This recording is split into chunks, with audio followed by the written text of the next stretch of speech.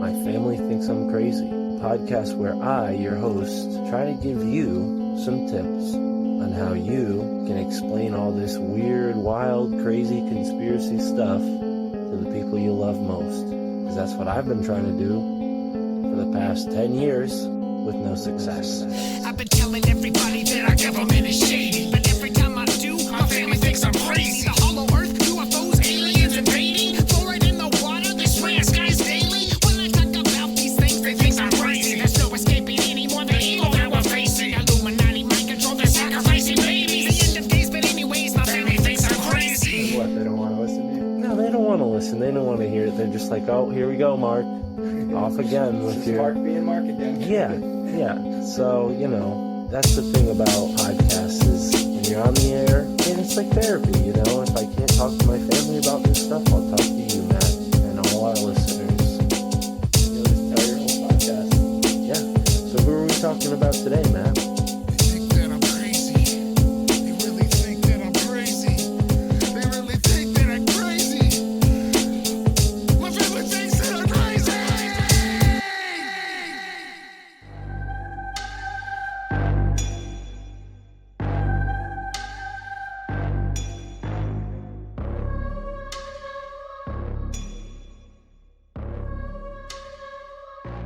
You're living in a world that is becoming more and more digitally augmented every second. In your home, your car, your pocket, and now your body itself. Obvious, right? But as you Google search, peering into the world Google presents to you, are you absolutely certain that someone or something isn't peering back at you?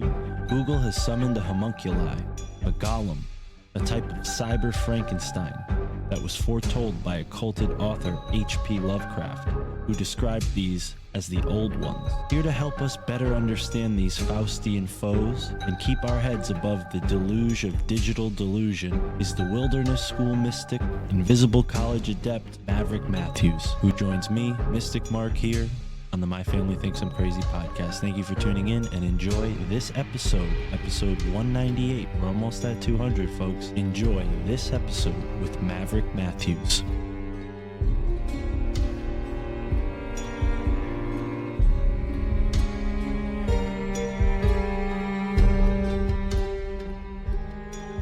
So this entity is, according to the Hebrew tradition, Lilith was the wife of Adam before Eve. One of the lesser known concepts of that was that she would make love to Adam on top. And so in all the rites concerning Lilith, the woman is on top. And there's a lot of orgies and sexual rites that are associated with the worship of Lilith, or Shub-Niggurath, or the goat of 1,000 young. You can also trace this back to Babylonian belief systems, and the Babylonians describe an entity, and we have a modern name for this entity. The name doesn't come from Babylonian, but they give the exact same description, and a lot of people are familiar with this. It's the idea of the succubus, a non-corporeal entity that comes to you at night to steal your seed in order to create demonic beings. Fascinating. So that's the dark side of this entity. Her number is 1,225. Again, that derives from her name in Hebrew, being numbers all being added up. That's kind of related to gematria. So we got two more. And these are pretty interesting ones, okay? So now we have Mercury. Mercury is associated in this Necronomicon cosmology with an entity called Nyarlathotep. Okay, and we know which metal Mercury is associated with. Right. You study the Greek cosmology, you know that Mercury is kind of like a winged messenger, right? Nyarlathotep is the one who allows people to communicate with the Old One. So supposedly this entity can take the form of a man who is tall, always wears black robes. The only difference being it doesn't have a face. This book goes back thousands of years, and we'll get into that in a minute. But one of the things I want to really point out is that there really has been a tradition among people who become initiated into the esoteric mysteries of writing works of fiction and using narratives from esoteric mystery schools as part of their fiction. And sometimes, like in the case of H.P. Lovecraft, totally ripping them off and sort of exposing them. There have been many Necronomicon. First of all, the word Necronomicon comes from the Greek nekros, which just means dead, and nomos, which means law. So it just means the way of the dead or the law of the dead.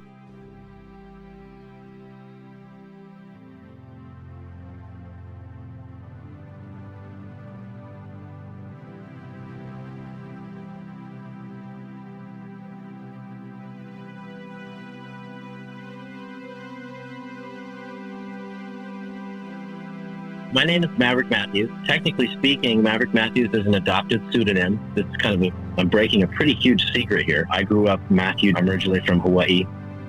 I got the name Maverick organically while working on a dive boat in Hawaii. We had a pretty crazy day where I went out with the crew. We were fishing. One of the outriggers broke, and I climbed out on an outrigger to fix it, which is very ill. And the captain of the boat started saying, "We got a loose Maverick on board. Keep your eyes peeled for this loose Maverick." Nickname stuck.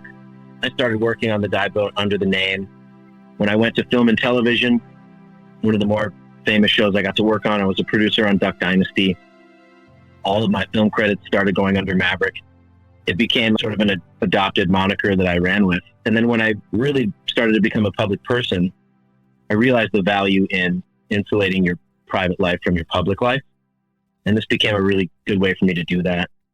And also help to delineate the differences in the psychology of being a public person and being a private person. Because I think, obviously, we both know a lot of people have trouble with that. So my interest in, well, one of the ways I like to define myself as a non-academic historian. I've always been into history. A lot of people would agree with me. I think that academia has a bad habit of just kind of ignoring large subsets of information. So I go down these rabbit holes and find out things about people like Pythagoras or the Count of Saint Germain or whoever I'm into at the time. And I like to really get lost in that mythos. And that's kind of one of the things that I do. I wear a lot of hats. And of course, I have my own podcast now, Pepper for Your Steak. So I get to talk to a lot of people. Yeah, I just checked that out. You did a new series or segment with the past guest, our friend Nick Hinton, and yeah, it's called Dystopian Now. It's hilarious. I love the format. I love your rapport with Nick. It's cool to see Nick in a comedic position, because he's usually just kind of reporting on stuff he's researched, or lately he's been talking about his own personal experiences. But yeah, man, I do enjoy that. I've been following Pepper for Your Steak since you first appeared on Tinfoil Hat. And what's funny is I started working for Sam Tripoli the same year that you went on for the first time.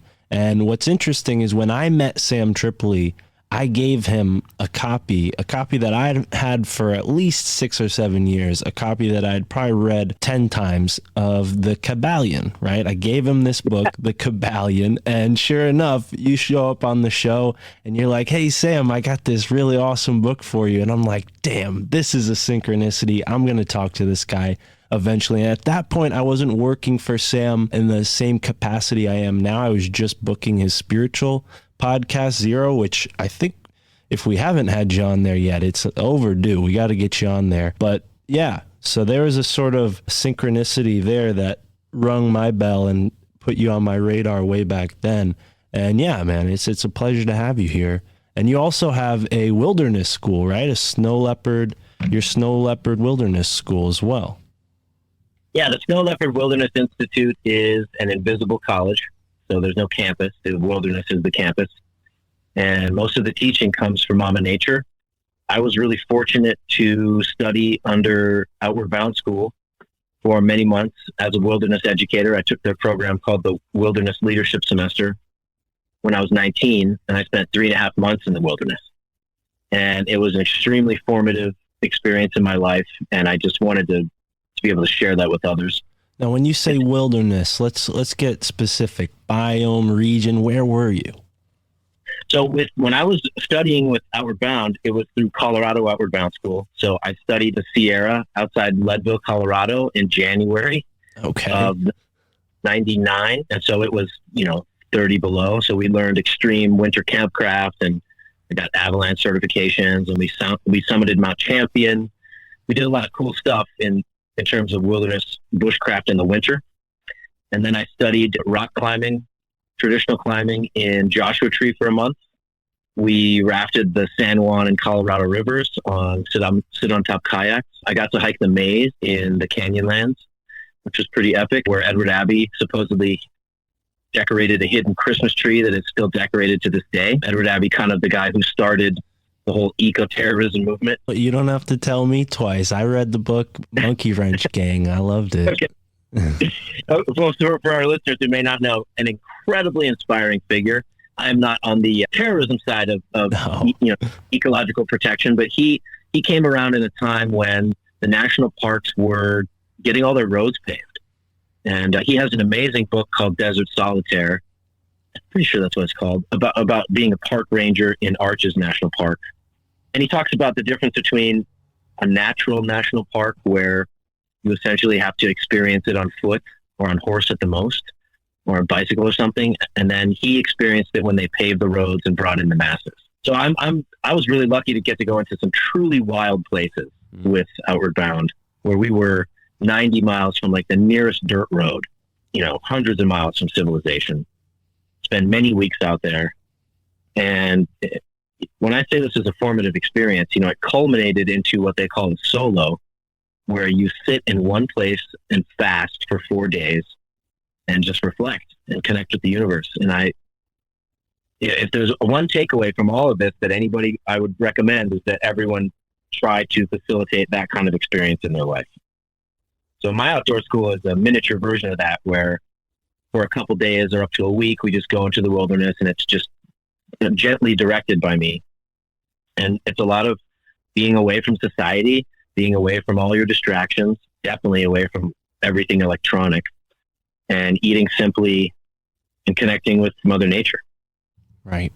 And this is the world that Pythagoras and his, peers were in. I mean, of course, Greece was a place with cities and things were happening. But back then, I mean, from what we can estimate, or at least what academia tells us, they were living pretty wild. They're closer to the land than we are now. I mean, speaking for myself, I'm in what's called the tri-state statistical area, which is like considered the largest urban aggregate area in the whole world, right? It's this area from Philadelphia up to like the southern end of Connecticut. And yeah, man, anytime I can get out in nature, it's like a breath of fresh air does not even add it. It's like a breath of soul, like reinvigorating my soul. Yeah, I'm not, just to clarify, I'm not like a super rock and crystals, like Sedona type guy, but I absolutely am spiritual. I do believe there is a divine combinatory power that can easily be summarized as love, but there is a force in the universe that you can connect to, that will inspire you, that will teach you. And all you have to do is really strip yourself from all the distractions. And we don't live in a society where that's encouraged. In fact, quite the opposite is encouraged. And I do believe that's intentional. And, as everybody knows, we as a country are experiencing some pretty dystopian times right now. You mentioned that show that I do with Nick. Nick's one of my closest friends. I talk to him every day. And we when you explore esoteric knowledge and really what's happening in the world and the way that human beings tend to trend, it gets pretty heavy. When you stare into the abyss stares back, is the famous quote. And things up and just have some fun for a change. So I appreciate your compliments on that. And we're going to do a lot more of those because we both need it, and it is important to go be serious and meditate. And the work of spirituality is work. It is effort. We as humans are put here to do a task, and that is to know thyself. And that is a hard work, but it doesn't mean you can't also have fun. So I'm learning to bring more fun into the picture. And that's why people like Sam Tripoli and all the comedians, I think right now, certainly Joe Rogan, obviously, I think they're beginning to resonate with the population so much because they do realize that the work alone is not enough. It has to be framed in a real positive and light way. And that's where the word enlightening comes from, So I've been kind of tangential all over the place here, but to bring Oh, it well sort of, said, man. That's a point that we all need to hear, and I agree with that. I'm glad you said it. I just saw Sam 2 weeks ago. He did a show at his comedy club that he owns out in New Jersey. And yeah, I mean, I've seen Sam perform at least 4 or 5 times now, and every time he adds something new, mixes it up. I always have a good time seeing who he brings along and what he has, new in his set. But yeah, it's something that I can't live without. I listen to a lot of conspiracy podcasts, but I probably listen to an equal amount of comedy podcasts just to keep that balance. absolutely. And it's work because you can easily get caught up in something, and all of a sudden you're like, wow, man, not only is my focus dark, but my life is turning dark because of it. And then aside from what we choose to work on, life puts you in different stations that are really challenging. And if you don't have the methodology to lighten your situation up, or at least take a break from it, and I really encourage people to use techniques like exercise, meditation, yoga, whatever resonates with you. Those are your fallbacks, and I just did an awesome podcast today with Jim Gales that's going to come out on my show. And he's so positive, man. One of the things that really resonates with me is how positive he is. But we both agreed that there's some heavy times coming, and people need to acknowledge that, but also not let it get them down, Yeah, I have a sort of tightrope battle myself with that, because I don't want to get too realistic, so to speak. But then there's also this thing where you're maybe too focused, like you said, in one area, and it starts to drag your energy into that sort of reality. So you want to be realistic and see what's actually coming to you, but at the same time, could you be sort of psychically pulling that reality towards you, or maybe even just like stepping into another timeline because of that line of thinking? I mean, do you imagine that's possible? Or you ever entertain that type of thinking? So I absolutely am a believer in manifestation. I think it has, like most things, the basic core concept has been perverted. It's not like, it can be as simple as like, I'm going to manifest a television set, but that's not really what it is. It's the idea that we do become what we spend our time thinking about, because what we spend our time thinking about is our direction. And there's a system in your body called the reticular activating system. And it is essentially can be summarized as the idea that there's so much information in the world, you can't possibly process it all ever. And so your brain is like a constricting valve. And what you choose to think about is what you allow through that valve. And the reason you have to take this as a conscious process is because if you don't, things will sneak through. A good example of this, if you just want to see it in work, or at work rather, is if you were to get a different kind of car. It doesn't have to be a new car, any car. If you start driving a different kind of car, all of a sudden you'll see this car everywhere on the road. And you may not have viewed like, wow, there's a lot more of these than I realized, That's the reticular activating system. You have chosen to focus on a certain thing, and all of a sudden it's everywhere around you. Well, this is true with every component of your life, whether it's health, your tribe, the people you want to be around. And one of the reasons I wanted to get into podcasting, and one of the reasons I got into Hollywood, was because I perceived a kind of conversation to be happening in certain places that I wanted to be a part of. And Hunter Thompson was really one of the people who keyed me into this. My son's actually named after Hunter. And I realized that there were people having private conversations I wanted to be a part of.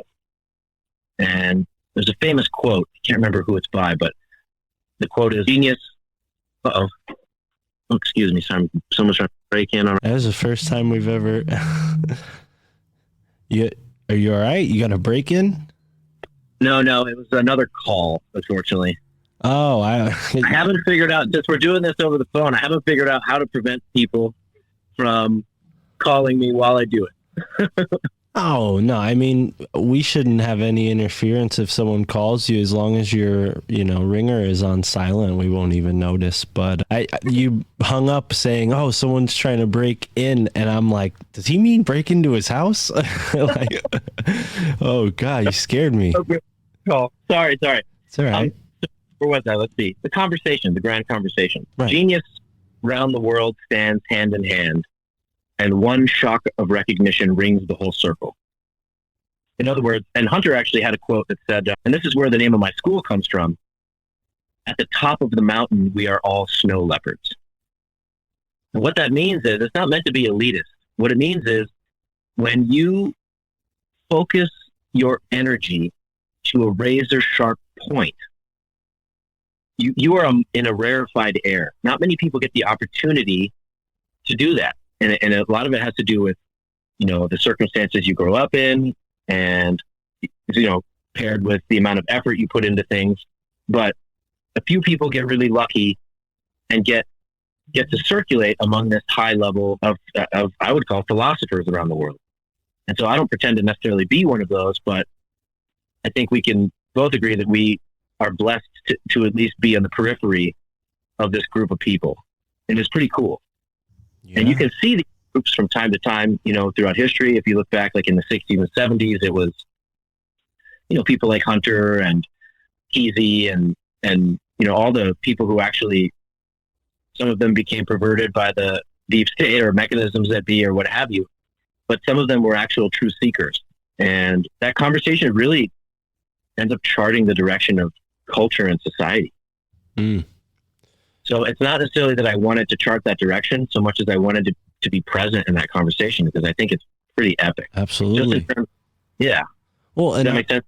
Yeah, no, it makes a lot of sense. And what I was going to say to that about, especially your point on being in this sort of new world where the oral tradition has been, I always say it's been revitalized in a way that is more interconnected than ever. Whereas in the past, people learned by stories around the fire or what have you. Now we're all able to instantly and simultaneously share these stories with one another. And I mean, yeah, as a podcaster, my credit, I mean, I go back to, I only started 2 years ago podcasting. Sam actually encouraged me after I started podcasting with him once or twice. And I had done podcasting before, but I didn't really put enough effort into it. So I give him credit for lighting a fire under my ass. But yeah, I remember listening to the Joseph Campbell archives while I was dishwashing and realizing, why the hell did I waste time in college paying to learn when now I'm getting paid to learn, right? I'm doing this job that doesn't require me to have to listen to anybody. So I'll just put my headphones in. Nobody yells at me, that kind of job. And then I started finding more jobs where that was appropriate, where I could listen to whatever I want while I was working. I started becoming, delivery driver here and there. And I did that for a while. And that really motivated me to get into podcasting, because I spent 8 hours a day listening to not just great podcasts like Tinfoil Hat, but just like weird, obscure ones about history or science, or, I was just absorbing all this information. And yeah, we're all a part of it. I think a lot of people don't realize the amount of free education that's available just through podcasting. Yeah, and one of the things that I was really fortunate to discover early on, and I don't have any affiliation with these guys, but I am going to give a free plug here. Sadly, it is an Amazon company, but the audiobook company Audible changed my life. And I became so obsessed with Audible that they ended up reaching out to me and made me the face of the company in their commercials for 2 years, because I ended up being one of their biggest readers. I read hundreds and hundreds and hundreds of books on there because I was in a position where I had so much free time.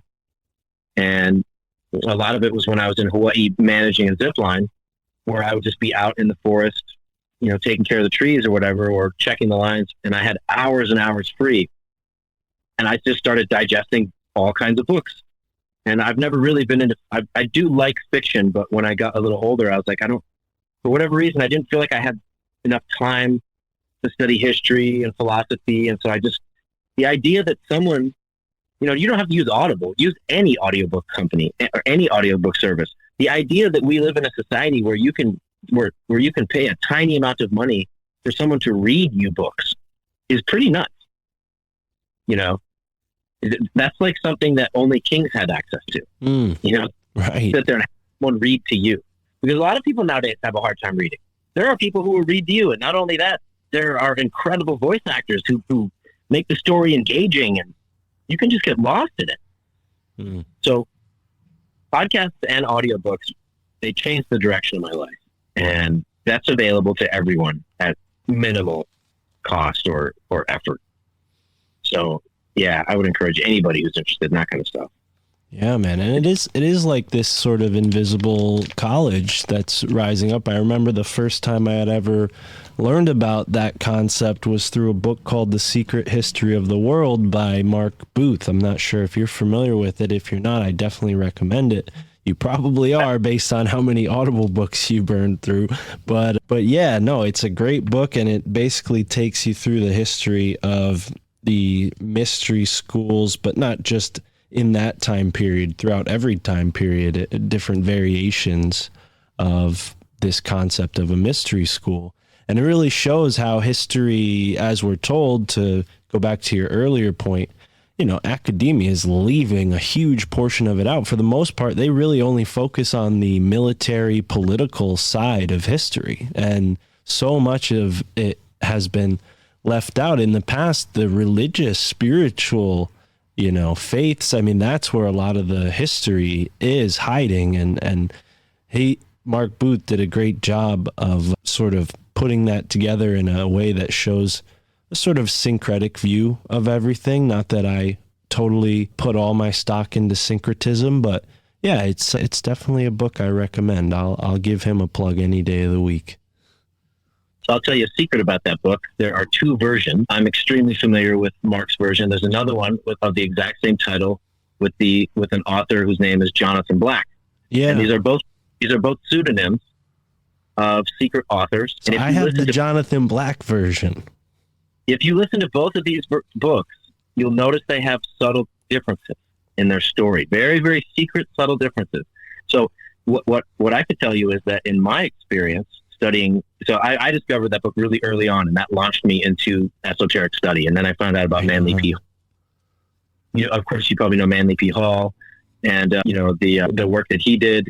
There's an amazing book, Secret Knowledge of All Ages, or Secret Wisdom of All Ages, that he has. Oh yeah. But The Secret History of the World is an amazing primer.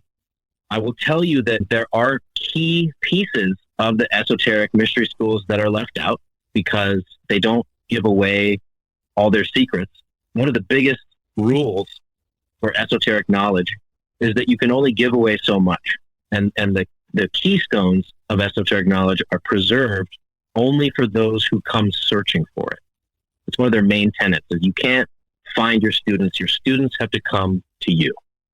So I highly recommend those books, but it is with the caveat that they are gently perverted intentionally to test students, so that if you believe that that's the end all be all of the wisdom, you can easily be ferreted out and discerned from true students of the esoteric mysteries who find masters where the key components of the oral tradition are only transmitted orally. And if you listen closely, they allude to that multiple times in the book. Well, so both are worth listening to or reading and comparing, but they serve as incredible primers because they do talk about so much. And it's going to tie right in to what I want to teach today about the Necronomicon and the old ones, because many of the characters I'm going to talk about today are mentioned in there. And a lot of these esoteric mystery schools, they had different versions of the same stories that all sort of sync up together. But it does tie an interesting string through history that begins to reveal itself that you can definitely tell has been intentionally hidden. Well, now I have an excuse to go and buy another copy of this book. And I'm also, now I have some clarification, because one of my friends that I used to co-host this podcast with, I gave him a copy of that book as a primer, but I gave him a different version than I have. I have, like I said, the Jonathan Black version. I always just thought that maybe he decided, okay, this will be my pseudonym, and then he decided to not use his pseudonym anymore, and that's why he goes by Mark Booth. But Wow, you taught me something new, man. I appreciate you sharing that. I've had that book for a long time, and I'll tell you what, my book collection has quadrupled since getting that book because it is a primer. It's left so many more questions than answers, and I always direct people to that book, not to make it an end all be all, but because I know it's gonna probably spur them down the same path I went to. At least I hope. I don't think it happened with my buddy Jay. Shout out to Jay, but yeah, you can only hope. You can't, you could lead a horse to water. You can't force him to drink. And I learned this when I was a martial arts teacher. After high school, I had got my brown belt by then from my Brazilian Jiu-Jitsu teacher.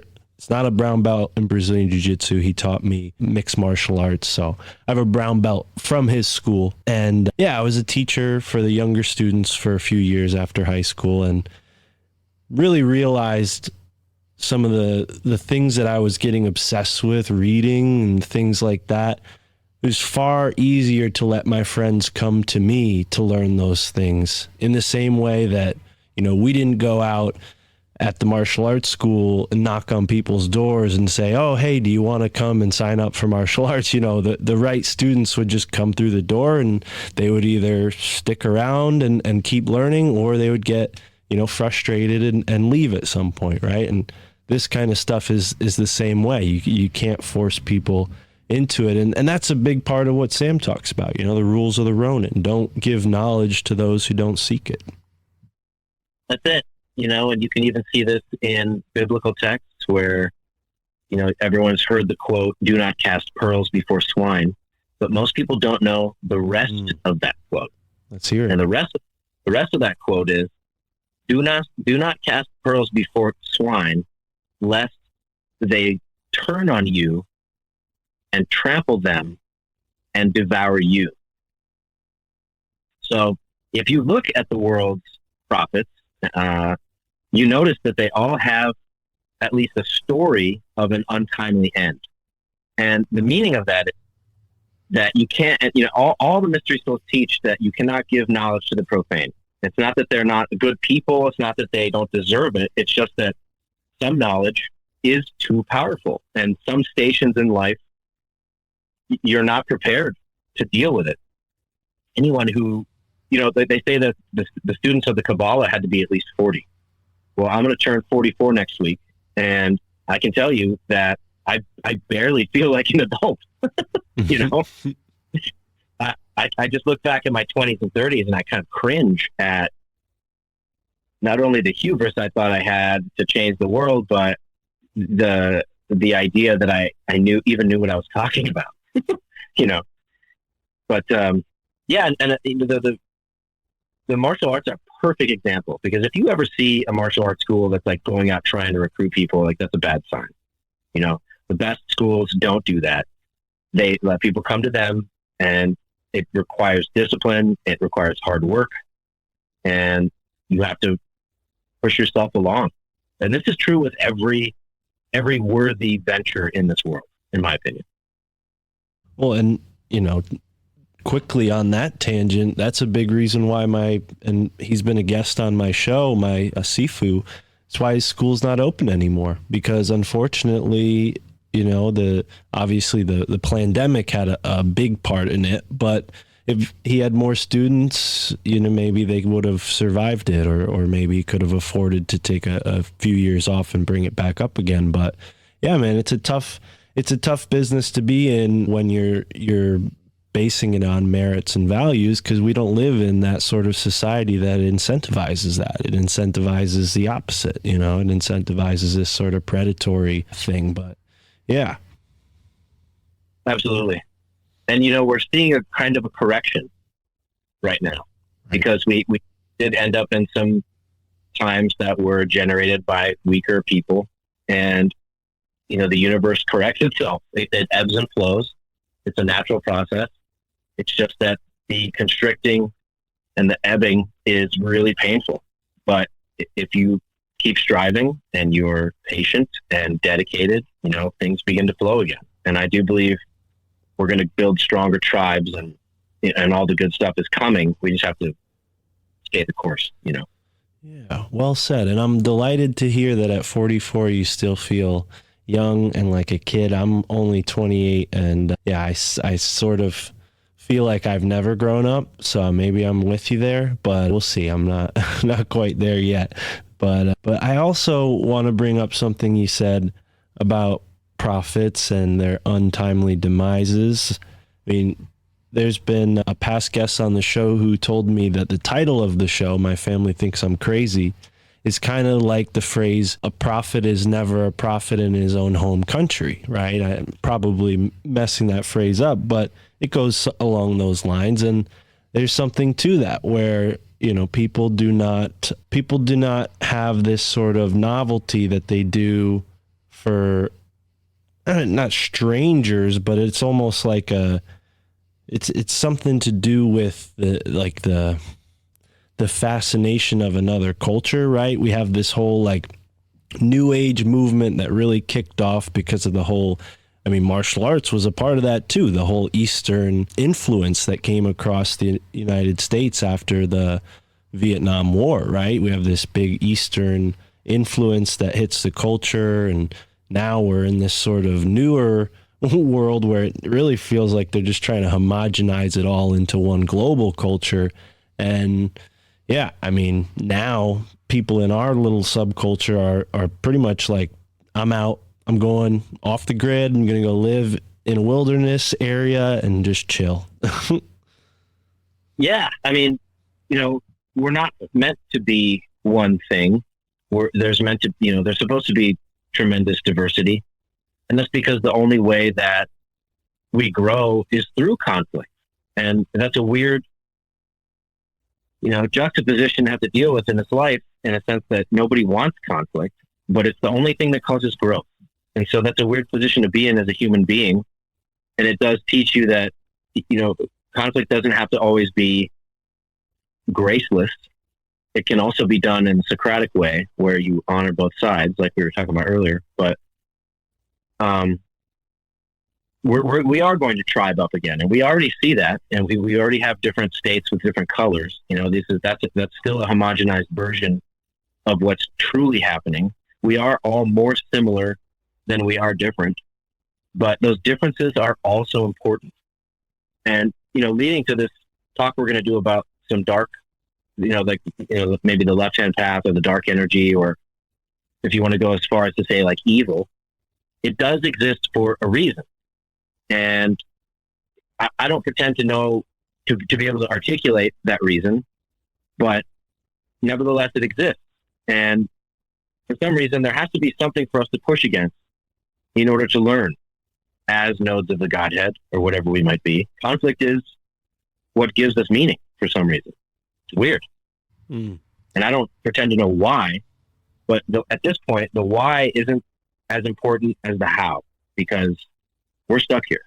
We're in the game. We're in the chess match. And, you have to learn the rules so that you can move on into them and master it. And part of learning those rules is learning what some people refer to as the shadow self, the darker ideas that pop into your head, those intrusive thoughts that you're uncomfortable with. We live in a society now where everyone wants to escape discomfort. You're being taught to escape discomfort. If you feel anxious, you need to be on a medication. You're not supposed to feel anxious. That's weird. That's wrong. That's not normal. Those are lies. Fear is the greatest teacher. Solitude is the greatest teacher. Fear teaches you that you're not prepared for something in a world where preparedness is everything.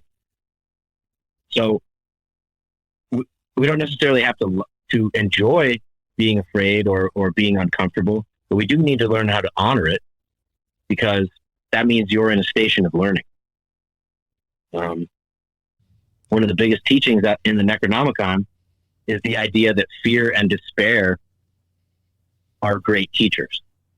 And one of the things that it says over and over is that if you believe you've figured everything out, like if you have a belief system that gives you all the answers, like what's your point in even being here? If you've already figured it all out, does your life have a purpose? What are your thoughts on that? Well, it reminds me of the process of ascension, this other concept that I've read about different authors. Dr. Joshua Stone has a bunch of books on this that I've read. And it's interesting. It gets into a lot of new agey, even theosophical concepts that I know H.P. Lovecraft was definitely ripping off. You mentioned that before we started. And, I personally, I don't need a book to tell me anything about ascension because I've had levels of improvement, we'll say, in my mental, physical, and emotional health that have only been brought on by myself in a way, right? Of course, there are environmental influences and people who have helped me and people who I've learned from, but I put the work in. I dedicated my time to those practices and I saw the problems that I had and I worked to solve them. And when I didn't solve them the first time, I kept trying, and that's what's got me here. So I certainly believe that if it worked in this microcosmic way, we can extrapolate that possibly on a higher level to be like, hey, over many different soul lives, I'm going to be growing on this trajectory, right? This is just one little bubble in a much larger scheme of my, life existence as a soul being. That's something that I've been taught just through, sure, books and stuff, but direct experience and a sort of faith that reassures that. Yeah, absolutely. I don't want to get too off topic and tangent here, but I could definitely wax prophetic on that for a while. There are layers to this, and right. They're pretty undeniable once you start paying attention. Right. Well, let's get into the Necronomicon, because as we were saying earlier, I live in Connecticut and H.P. Lovecraft, I believe, lived in western Rhode Island or southern Massachusetts somewhere, which is bordering Connecticut. And we have this legend at the Makamutis State Park, okay? And Makamutis is the name of the noisy god, right? This is what the local natives, they're a lot of different tribes in this area. Some groups are the Narragansett, the Mohicans, who still have a presence here in the state, and a couple others that are not really existent anymore, Pequot. But they had this legend about this state park that an angry god lived underneath the ground. And scientists and even settlers, early pilgrims and planters and whatnot, they all heard the noises. They called them the Mutis noises. But the natives, they said, no, they're not just noises. There's a god down there. And they would, as colonists and Puritans, they were very superstitious. So anything the natives did was devil worship and devil this and that. So we don't know for sure if the Native Americans truly thought of it as like evil, like the way we would consider in the Western mythology the devil. They maybe more considered it like an angry spirit that needed to be satisfied in some way. But the idea is that the natives would give some sort of, food or some sort of sacrifice and just sort of drop it down into these caves to appease this loud, angry god there. And I believe H.P. Lovecraft pretty much just ripped this legend off and has a story called The Mutis, something from Mutis. I'll have to look it up right now. But yes, I'm tangentially familiar with H.P. Lovecraft. I know he was in my neck of the woods, but he also is famous for a book called the Necronomicon, which kind of came up in a past conversation with alchemist Brian Cote Noir. He's a New York City guy who talked about how the Necronomicon got republished in the 70s by some group. I forget who. It might have been LaVey. I don't remember who he mentioned, but I guess James Wasserman had something to do with it, or at least was in the scene. So there's, definitely some revival of this book in the 70s, but it was written, let's see, the Necronomicon was written in 1922. So the first thing I want to address is the idea that the Necronomicon was written by H.P. Lovecraft. This is a lie. All right. There have been many Necronomicon. First of all, the word Necronomicon comes from the Greek nekros, which just means dead. and nomos, which means law. So it just means the way of the dead or the law of the dead. Right. So he didn't write the book. He just used the term sort of like maybe playing on this concept that's very old and has existed way before him. Yeah. So he, much like Darwin, was exposed to concepts in the esoteric mystery schools or history. Now, how he came across these concepts, I haven't done a lot of history research into his particular path, and so I don't know where he necessarily encountered these. But what I can tell you is that there's evidence throughout history, and I'm going to tie this all the way up to the Vatican. There's evidence that this book has existed, potentially before the Common Era, or what most people refer to as before Christ. This book goes back thousands of years. And we'll get into that in a minute. But one of the things I want to really point out is that there really has been a tradition among people who become initiated into the esoteric mysteries of writing works of fiction and using narratives from esoteric mystery schools as part of their fiction. And sometimes, like in the case of H.P. Lovecraft, totally ripping them off and sort of exposing them. And he actually, it's said pretty clearly in esoteric mystery schools that he was kind of, excommunicated for uncovering a lot of this information, which was highly secret. And he's not the only person to do this. There's a lot of people who've done this. There's actually an amazing book, the author of which I don't have in front of me, but there's a book called The Cabal of the Westward Night, which does this in terms of the discovery of North America, dating back to potentially the Persians and the Vikings. And he has tons of esoteric knowledge, which is hidden in a fictional narrative. And so H.P. Lovecraft did the same thing. He took knowledge which has been passed down for centuries in esoteric mystery schools, and he put it into his books, and he pretended he invented it. Just like Darwin pretended that he invented the theory of evolution, where we can go back and read, some of the Sufi histories, or I think there's some in the Ramayana.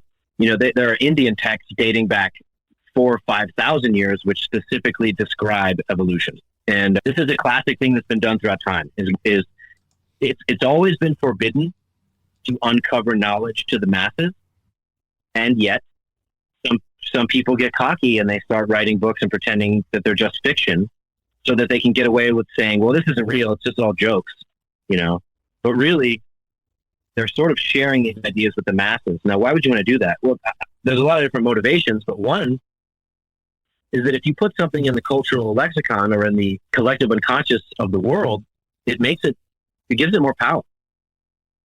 So if you are a student of dark energy, perhaps, just giving everyone the idea that this book exists makes you more powerful. So, we have a great example would be Aleister Crowley, who was not original at all, ripped off everything he ever said. Everything he ever said was stolen from parts of books like this. And it's obvious that he had exposure to the Necronomicon as well. Crowley was, he was an actor. He's a theater guy. And he was so good at, he was a grifter. Right. And he was so good at it that people fell for it. Yeah. Blavatsky, same thing.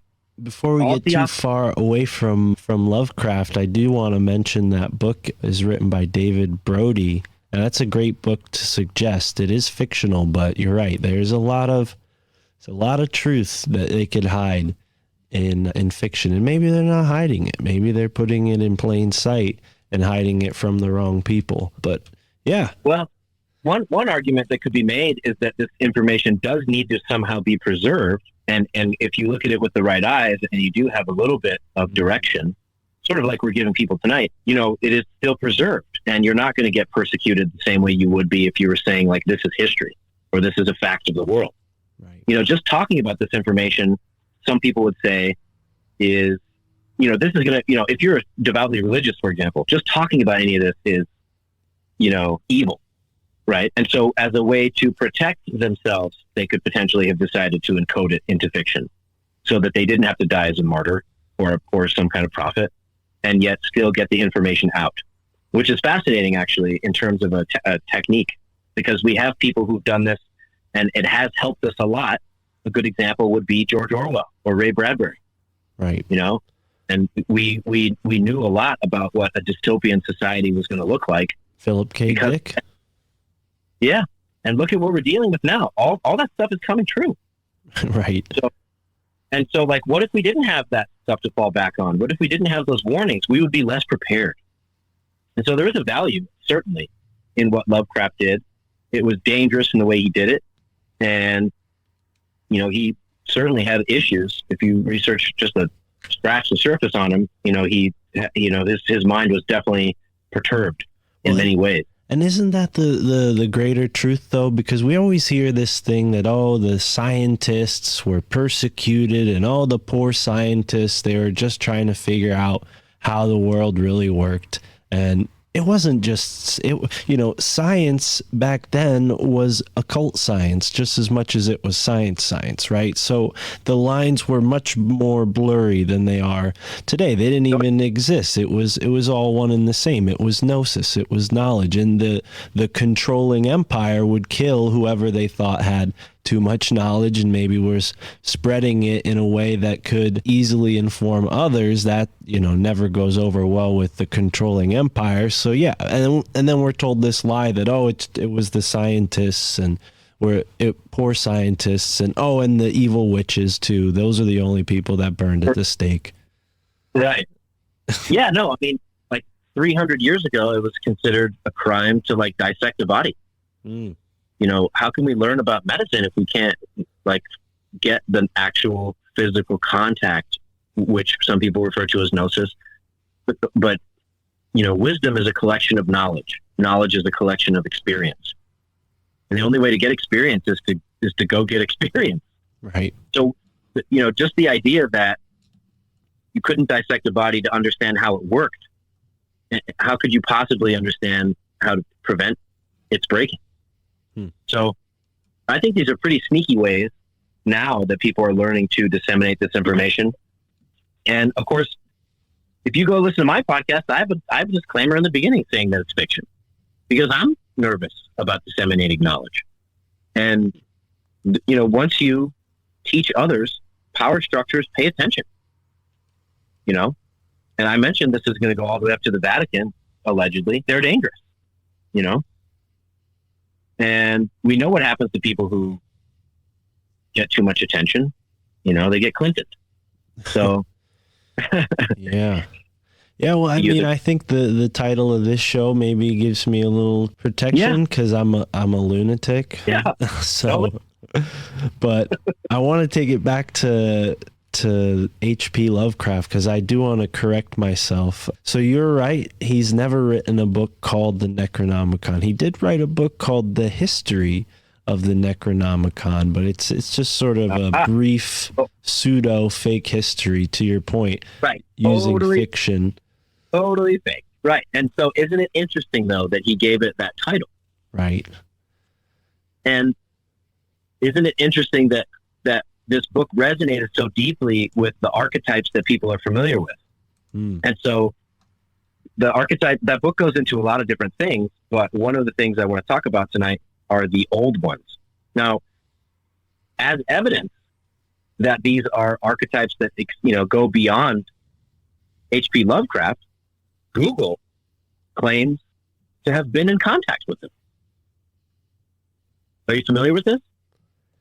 I have heard people mention it. I've never seen the source material myself, but yeah, let's talk about it. Tell me what you know.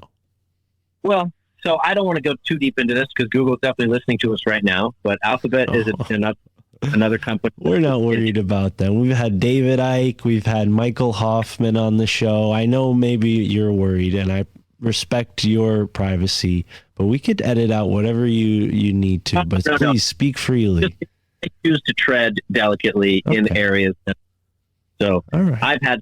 I have had friends who have had first-person experiences that are very upsetting and bad things happen to them. So I don't take this realm lightly. And like I said, we're all talking about fiction, right? Potentially. But one thing I do want to emphasize is that, the internet is not the arbiter of knowledge. And this is why it's so important to get books in print and to reinforce your knowledge of the world with things that cannot be changed. Right. Printed books can't be changed. And you need a breadth and a depth of knowledge as wide and as deep as you can possibly afford to accumulate in this life, so that you can synthesize that into a cohesive theory, right? And the way not to do that is by going to Snopes. The way not to do that is by going anywhere that says this has been debunked. If you ever see that word somewhere, run. Because those people are pretending to be the arbiters of knowledge. They're pretending to be the end of the road. And there is no end of the road. The true nature of this reality is that it is always changing. It is extremely dynamic. And there are different perspectives in the human condition as to what that meaning is. And ultimately, even books are all written by people, so you can't just rely on one. You have to rely on as many as you can get your hands on. So one of the things I would really encourage people who are interested in any esoteric knowledge is start acquiring books. And even if you get PDF versions and print them out, at least it's made permanent. Well, and so that to your point, one last thing. Go ahead. We are actively witnessing the changing of history, and to trick us and make us think that this is in our own psyche as some kind of, mental illness. They've given it a name, and they're calling it the Mandela effect. And that is just changing of history. There's a reason everyone has these collective memories of certain things being a certain way. They are being changed. Britney Spears' dress is a perfect example.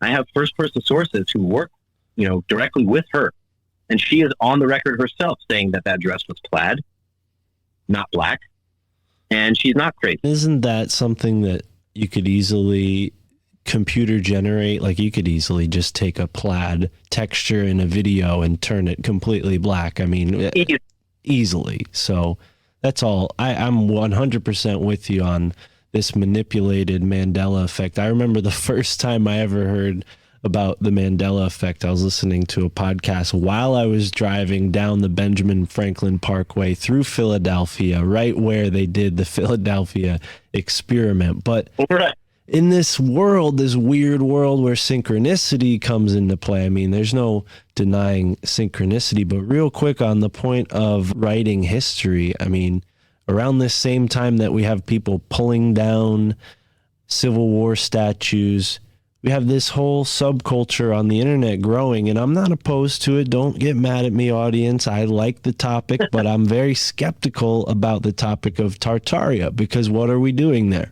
We're suggesting that there's this whole new, or not new, but forgotten history that's, I mean, apparently, mentioned by CIA in certain records. You can look that up. And yeah, people are spending, whole YouTube channels diving into, Tartaria this, Tartaria that. And I'm interested. I've had conversations with really smart people who talk a lot of, really interesting facts, claims into the ether. And some sit with me, some don't. But I definitely get nervous about that topic, because that's what we're doing. We're rewriting history. And what is it that is in our actual history that, could we be forgetting? I mean, the Native Americans, to me, don't fit into that equation at all, right? I mean, they're suggesting that only 200 years ago, there's this whole great civilization here with all these huge buildings and whatnot. Well, I have 400 years of history in the state of Connecticut that shows me a different picture. I could look at, old books that were written 200 years ago, and they're pretty plain stated on what's going on. They had farms, they were interacting with the natives, they're doing all kinds of stuff that didn't involve big steam engines and all this stuff they claim. Again, I don't want to be too divisive, but do you have any thoughts on Tartaria and this concept of rewriting history and psyops? Well, at the very least, their timeline is skewed. I mean, I do believe that the history of North America is not what we're taught. And I do believe there was a lot going on here that has been obfuscated, but it wasn't 200 years ago. It was a lot longer than that. I have a book next to me on my shelf here called The Encyclopedia of Giants in North America. And when I worked as an adventure guide in North America, I got to spend a lot of time with the Navajo, who called themselves in Monument Valley. And one of the things I learned, and then subsequently from other tribes I got to spend time with, was that that a lot of Native American tribes keep secret histories of North America that they don't share with white people, or outsiders, I should say. One of these histories is a common through line you'll hear, and that I was fortunate to be exposed to, at least in brief, because I became trusted, was the idea that there were races of beings in North America when the Native American tribes got here. They all talk about there being groups of giants in North America before they were here. And if you look through this book, the Encyclopedia of Giants in North America, there are more than 1,000 instances of skeletons of giants being dug up, lots of proof, and we have a culture around the world of giant architecture, the pyramidal culture, and we don't know how these blocks were moved. Right. Well, when you look into what they call that architecture, there's a hint. That architecture in esoteric history is referred to as Cyclopean architecture. Okay. What that means is they were moved by giants. And the Cyclops was not a mythical being. It's described by the Greeks in detail.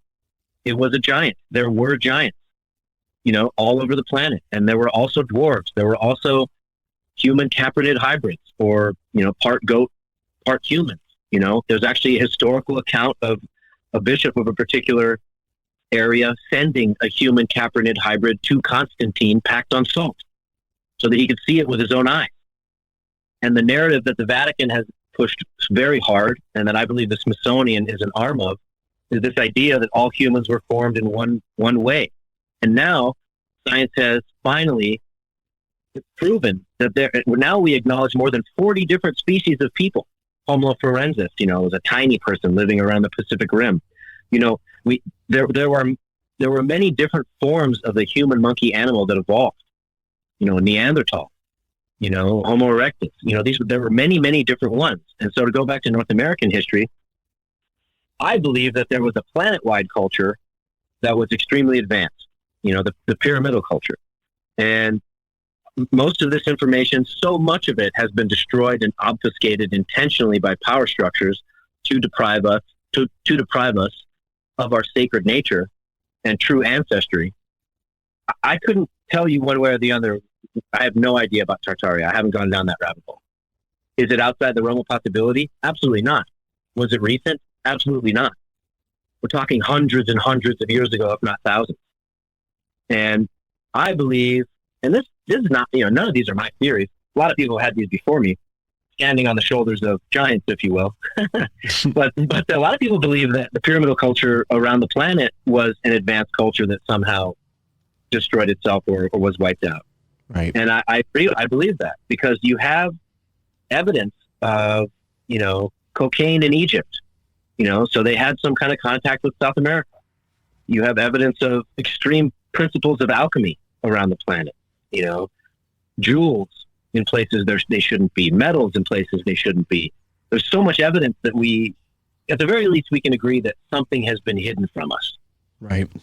I mean, there's these crystal skulls, and not to mention all the giant remnants. And to go back to what you said about what you've learned from the Navajo, and I appreciate you sharing that with us, because that is, the type of information that you really need to be in that. I don't want to use the word privilege, but that might work for the sake of this conversation, just the privilege that's earned through trust and friendship, and I read a similar story about the Iroquois that settled up, not where I live, but north of where I live. And one of their stories is that when they were traveling from where they came from, they ran into these weird mound builder people and had a tough time crossing the Great River, the Mississippi. And, eventually they made it and settled in what's now called New England, but in New York. But it's definitely one of many, many weird histories that we've heard on this show. And I'm so glad you used this phrase, Cyclopean masonry. I never heard that before. And that's just, so many interesting things can be found there. But Cyclops, really weird. So these giants, do you think they really had one eye, or could it be that they had this third eye that was really pronounced and they were, maybe more psychic than us? I think I don't know what kind of faculties they had. I mean, those are two different questions, but I think they probably came in many forms, just like Right. humans come in many Right. forms. We still have, if you can look in medical textbooks and still see babies born with one eye, more than one eye, webbed hands, connected to another person. The world is, again, filled with wondrous variety.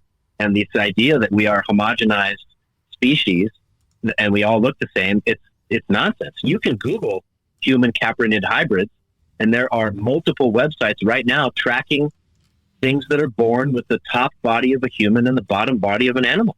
And there's photographs from like last year. And, and these are, real photographs from places like Africa, like deep sub-Saharan Africa and like, the Congo and places in the boondocks where weird things are happening. And I'm not going to expound on that. I don't know if they're all true, but we have this narrative throughout all of human history about the pan, the half goat, half human, leading all the way up to Baphomet. And, and then the story of Constantine. I think that there's so much wondrous variety and potential, we know it's currently agreed in mainstream academia that we evolved from things from the water. Well, that means that there were probably part water things, part human, things evolved at different rates, and tiny little isolations create incredible evolution. You can study, there are species of fruit fly on the big island of Hawaii, where I was a guide for a while, and they exist in these tiny little patches of jungle in these huge fields of volcanic rock. So they're isolated from everything else because a fruit fly has a very small lifespan. And you can see evolutionary changes in these fruit flies within 2 or 3 generations, just in these tiny little microzones that they don't have the power to leave because the time it would take to leave that little microzone exceeds their lifespan. And you can track changes in them, 2 wings, 4 wings, multiple eyes. Everything's changing constantly. And I believe Homo erectus represents simply the species that happen to beat all the others out. Right. Now, mentioning the Cyclops or the giants, do you think those are the old ones that H.P. Lovecraft is referring to, these sort of fallen angels? So the old ones refer to specifically 7 archetypical dark entities. Okay. And so we can jump forward into the story because I don't want to go on for too long like we've already been going for a while, and I do want to get to a lot of this. Yeah, in fact, please. You'll humor me. I have to plug my phone in. Do you mind if I go grab the cable real quick? I'm not sure if you edit this. I apologize for the inconvenience. No, not an inconvenience. Take your time. Please forgive me. I'll be right back.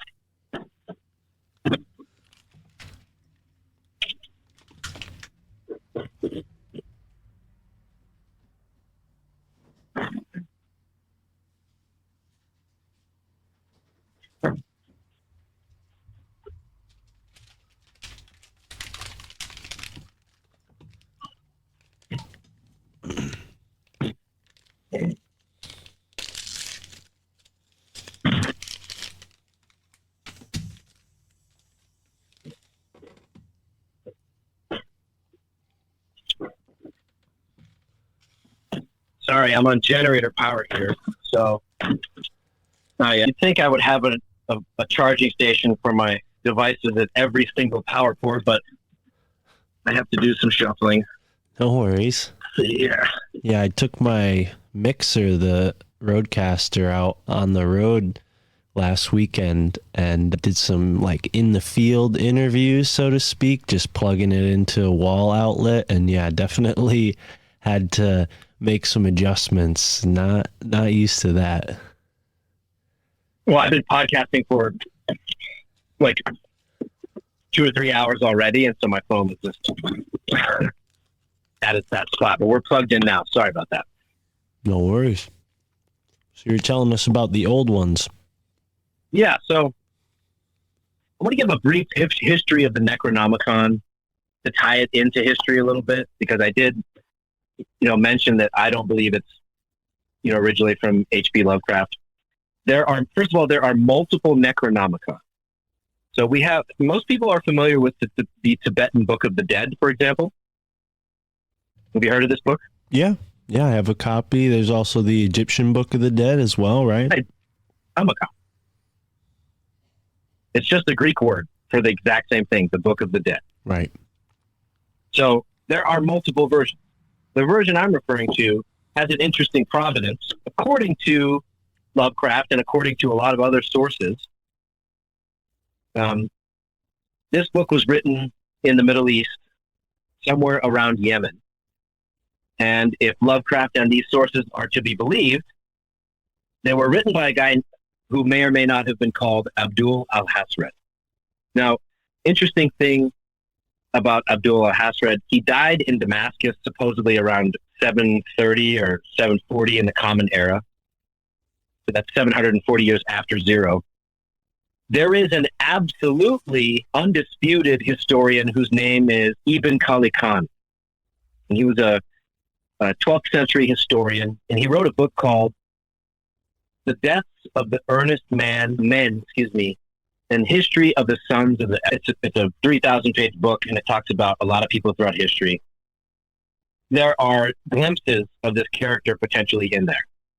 So, regardless, the provenance of this particular Necronomicon comes from the Middle East, possibly Yemen, and according to legends, it was translated by a Greek philosopher sometime, and all these dates could be off, but at some point, possibly around 900 Common Era, a Greek philosopher translated this around the time of Constantine in Constantinople. Now, Constantine, if you study him, you'll know that he was one of the people who codified the Christian Bible. And he stripped the Christian Bible of 48 different books and kept the ones he liked. And this is sort of where we get the modern version of the Bible. Those 48 books that he stripped, by the way, are referred to as the Apocrypha. So if you want to go read those, they're fascinating. They talk about giants. They talk about half men, half other creatures. They talk about all the stuff that we've talked about today, in fact. Hidden histories, esoteric knowledge. And you can, they talk a lot about, the Book of Enoch is probably the most famous book of the Apocrypha. A lot of people have heard of that. But there's 47 others. They're worth reading. And some of them we only have fragments of. Enoch, for example, is only in fragments. But like I said, once you start to digest a massive amount of information, you can start to see little details that pop out as through lines through all of it. So jumping forward, potentially, what the Necronomicon was a way to interact with spirits. Now, in the Christian tradition, before Constantine, spirits were essentially in many categories. They used to refer to things called daimons, which were positive entities without bodies, and demons, which were negative entities. And around the time of Constantine or the Council of Trent, or any of these times when the Bible was changed or directed, you might say, they condensed a lot of this down. Demons were all made one bad thing, all evil. Let's see. Another example would be like Lucifer and Satan are not the same being, but in the modern Christian tradition, they're the same thing.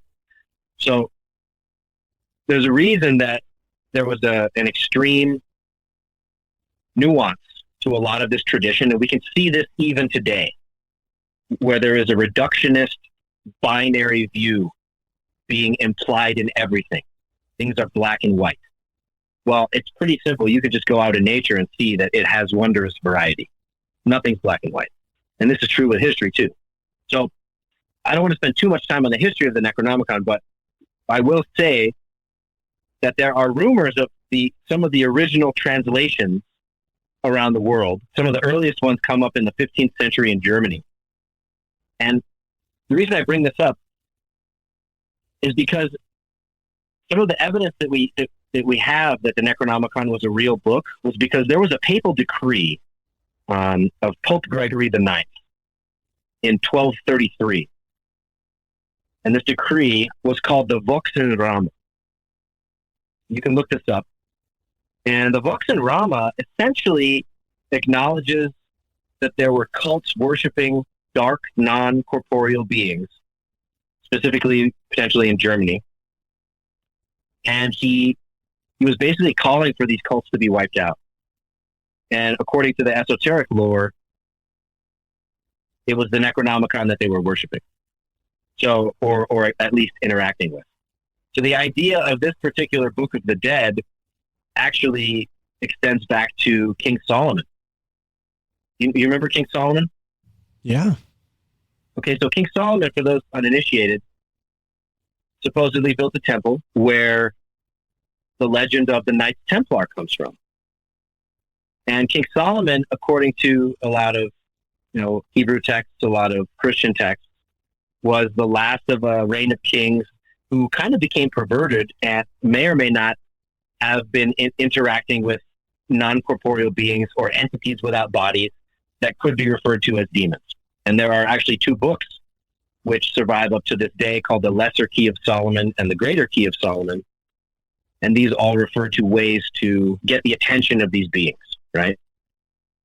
Why this is interesting, to me at least, is because if you follow the history of Solomon's temple, we know that they sent a bunch of knights over there right after Pope Gregory started the Crusades in around 1234, same Pope. He said, we need a crusade into, the Middle East and reclaim it for the Christians. So at one point, the Temple of Solomon was occupied by knights, Christian knights, who, according to history, excavated the temple while they were staying in it and uncovered some kind of treasure, which they then brought back to Europe. Now, whether or not you believe that is inconsequential. What we do know and what is accepted as absolute historical fact was that all of a sudden, the Templars became very powerful in Europe. And we don't know why. All of a sudden, they had extreme power and lots of money. And no one can say exactly how that happened. And this is a real question throughout history. What did they bring some kind of treasure back from Solomon's temple? And what I believe they brought back was knowledge. And I believe it was related to this same history, the knowledge of how to interact with potentially dark forces or entities without bodies and get them to help them, get them to give them knowledge, wisdom, teach them things. And it is absolutely historical fact that around 1500, King Philip of France, on October 31st, 1501, if I'm getting that date right, it was a Friday the 13th, October 13th, excuse me, I said 31st, October 13th, 1501. This is where we get the myth of Friday the 13th, by the way. The Pope decided that the Templar Knights had become too powerful and were potentially threatening the Vatican. And so they called them all heretics. They had them all rounded up and they began torturing them and trying to get them to confess as to, why did they have so much power? What were they doing? And those confessions all revolved around the worship of a particular deity that I'm going to get into in a little while. In modern times, we refer to this deity as Baphomet, but when you study the Necronomicon, you find out that it's a perversion of one of the old ones. So my theory is that this knowledge passed from Solomon to the Temple Knights, the Templars, was brought back to Europe, was used to make them very powerful, and the Vatican destroyed them, took this knowledge, and this is one of the reasons we're going to be able to see evidence of old ones worshipped in the Vatican to this day. So having said that, I want to digress a little bit and give a couple places where supposedly copies of this Latin translation from that same time period exist in Europe. Okay? Right. So supposedly, there's a copy in the British Museum. There's a copy in the Bibliothèque Nationale in Paris. In America, there's supposedly a copy at the Wildener Library at Harvard. I'm not sure if I'm saying that right, but I believe that's how you say it. Huh. The Miskatonic University at Arkham supposedly has a copy. The University of Buenos Aires. A few American millionaires are reported to have a copy. And then interestingly enough, now this is undisputed fact, there's an amazing book that you can read called The King in Yellow by R.W. Chambers. Pretty famous book. The premise of this book, it all revolves around characters in the book being exposed to a secret book that eventually leads them to go crazy. And the esoteric history of that is that the book they're being exposed to is the Necronomicon. Wow. Yeah, and that book's called The King in Yellow. It's an amazing work of fiction, definitely worth reading, fascinating. And if you read it through that lens, there's little hints in there. So that's kind of the history and provenance of where this version may have come up.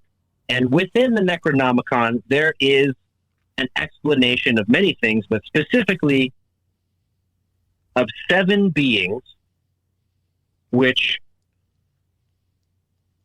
some of them have always existed, some of them evolved on the plane here, but they don't exactly have anything to do with our realm necessarily. They exist, as they say in the Necronomicon, in the space between the stars, in the dark places, right? And the 7 names of these you may recognize some of. They are Yig, Azathoth, Nyarlathotep, Shub-Negura, Yog-Sothoth, Cthulhu, and the last one is the most well-known, Dagon. Okay, so I'm going to go through each one of these, and I'll talk about why they are kind of archetypes throughout history. We're going to start with the one called Yig. So Yig is the cosmic serpent. Okay?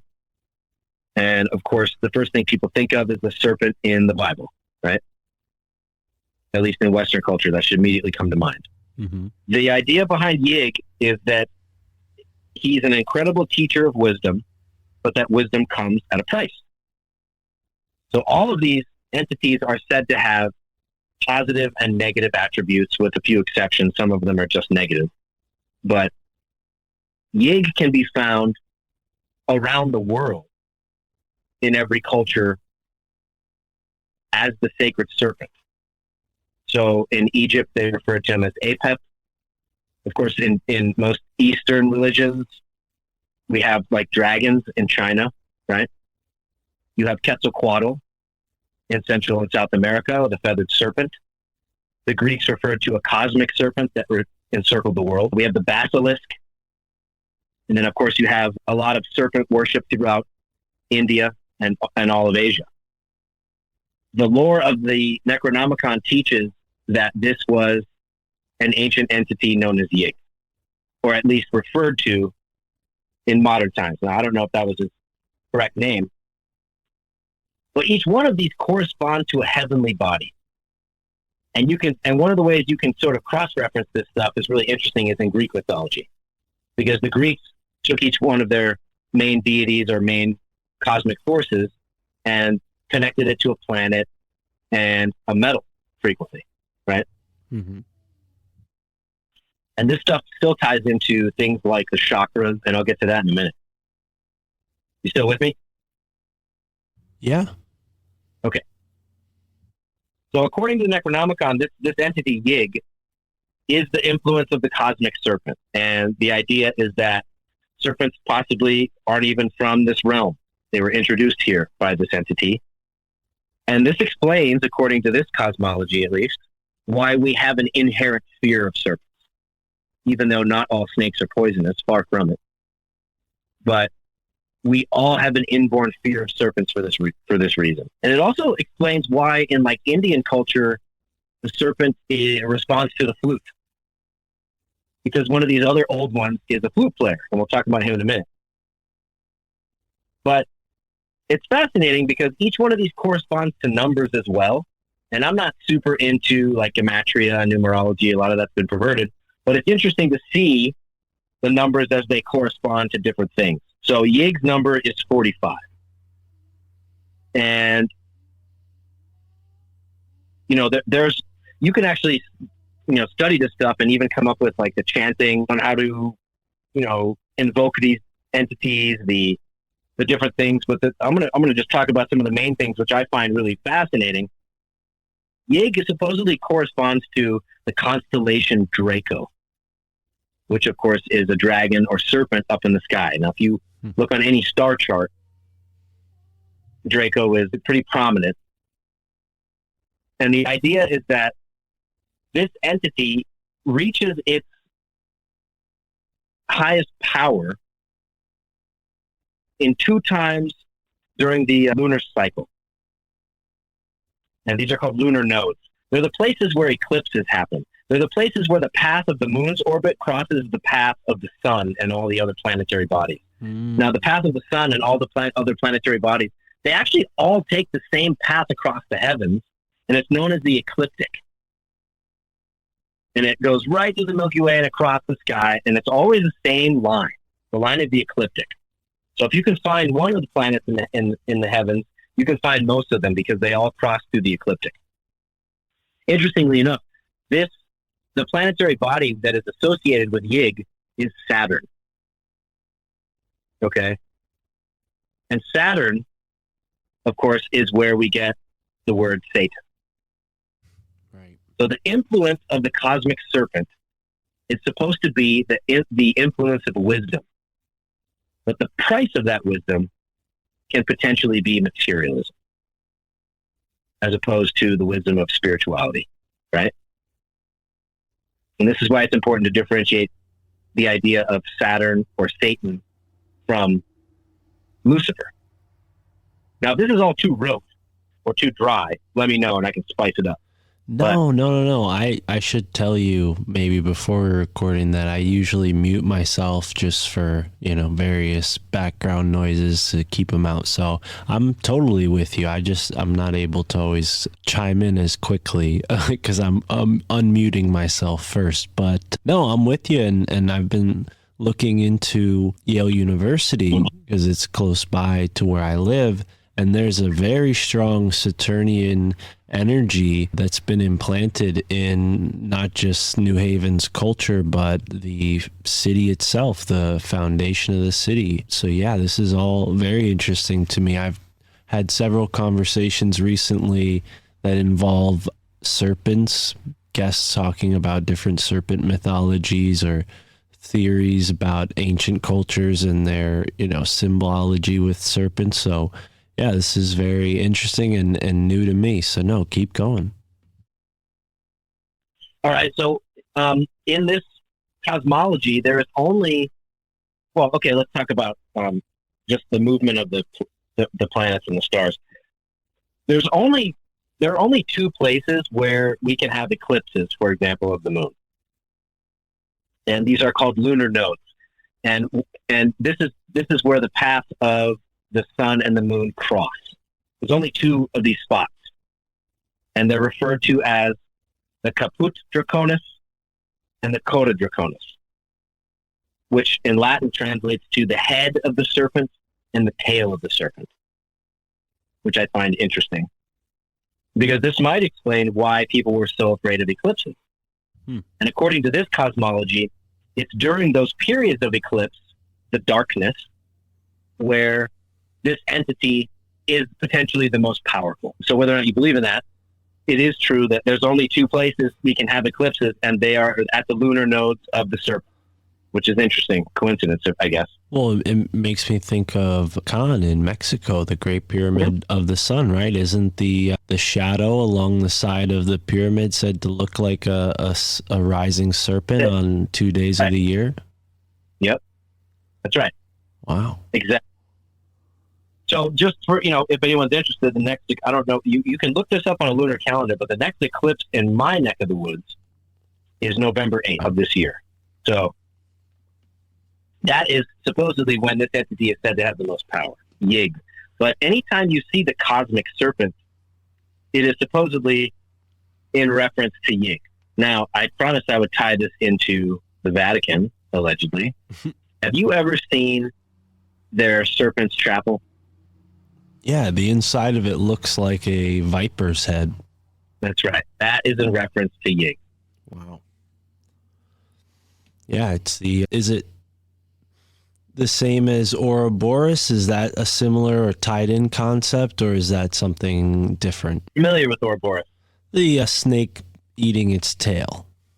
Yeah, same thing. That probably refers to, anytime you see a cosmic serpent, it's in reference to the same entity. Okay. And the ancient Greeks believed it was a serpent that encircled the world. and like in the Celts, we have the figure 8 of the serpent, So anyway, so Yig is one of the 7 major old ones associated with Saturn and the number 45. Okay. It's material. The material associated with it is lead, which is interesting because lead, as we know, is also toxic. A lot of serpents, the reason a lot of people are afraid of them because, they contain poison. According to the esoteric history of that entity, they come from another world, and they were put here as an expression of that entity. So I'm going to keep it brief on each one of these, or we won't get through each one of them, but those are the main points about Yig. It's fascinating, though, that we do have serpent culture around the world from, not just non-competing societies, but societies who never had any exposure to each other, according to the classical narrative at least, all worshiping this. If I was in Nepal a couple of years ago, there are serpent temples everywhere, and no one seems to be able to explain why. That history has been lost to everyone, which is fascinating. So that's Yig, the first one. According to the same Necronomicon, the second one is known as Yog Sothoth and corresponds with the realm of Jupiter. Now, interestingly enough, Yog Sothoth is supposedly not an entity that has a body at all, and is just expressed as different colored lights which interact with one another. It is said essentially that all the heavenly bodies and their motions are put into motion by this entity. Okay?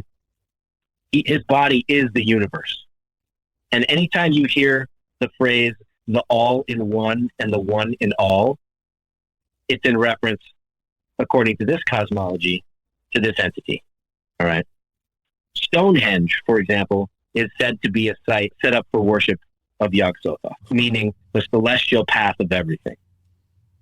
Okay. And it's also written in this cosmology that any witnessing of this entity would be fatal. In the book of Thoth, it says how fatal is the payment for one glimpse of his face.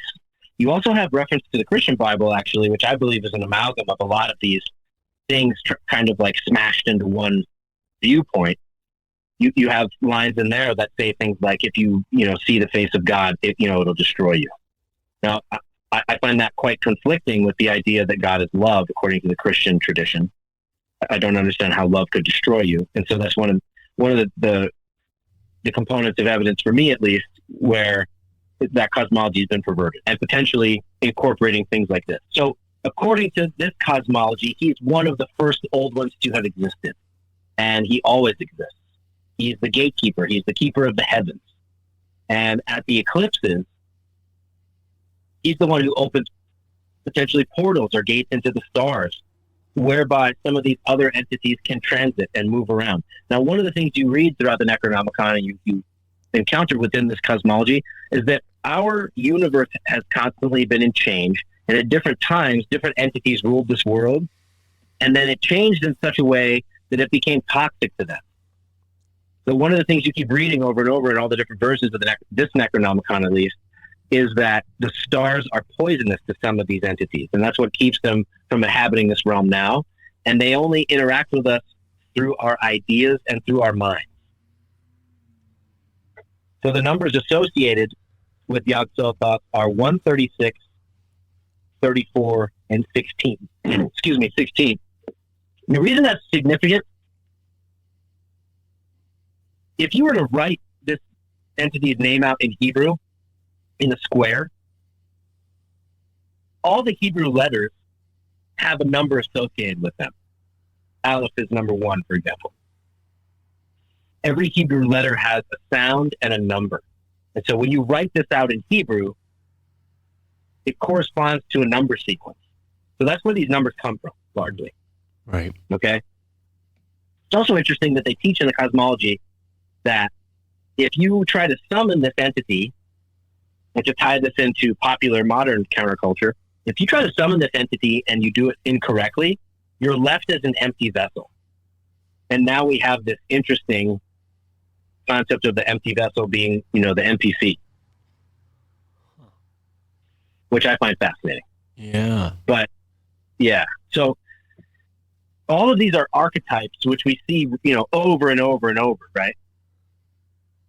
And you can, and a cool way to study them is through Greek philosophy and the philosophy of the planets, because when you study Jupiter, which is associated with Yog Sothoth, Jupiter, has specific attributes, influences people in specific ways, and you can really study those, and they correspond specifically to what's said about them in a lot of these esoteric Necronomicon.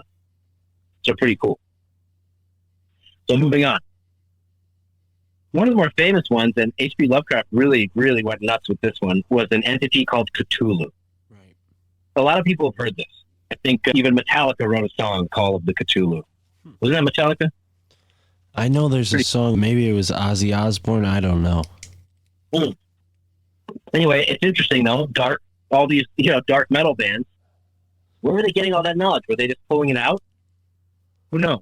But the Cthulhu corresponds with Mars. And if you study, like the Greek history of Mars, it was kind of a warrior. The energy, Mars is the red planet, energy associated with iron. Of course, iron is the thing that makes our blood red. It's also associated with being fiery and angry. He was a warrior.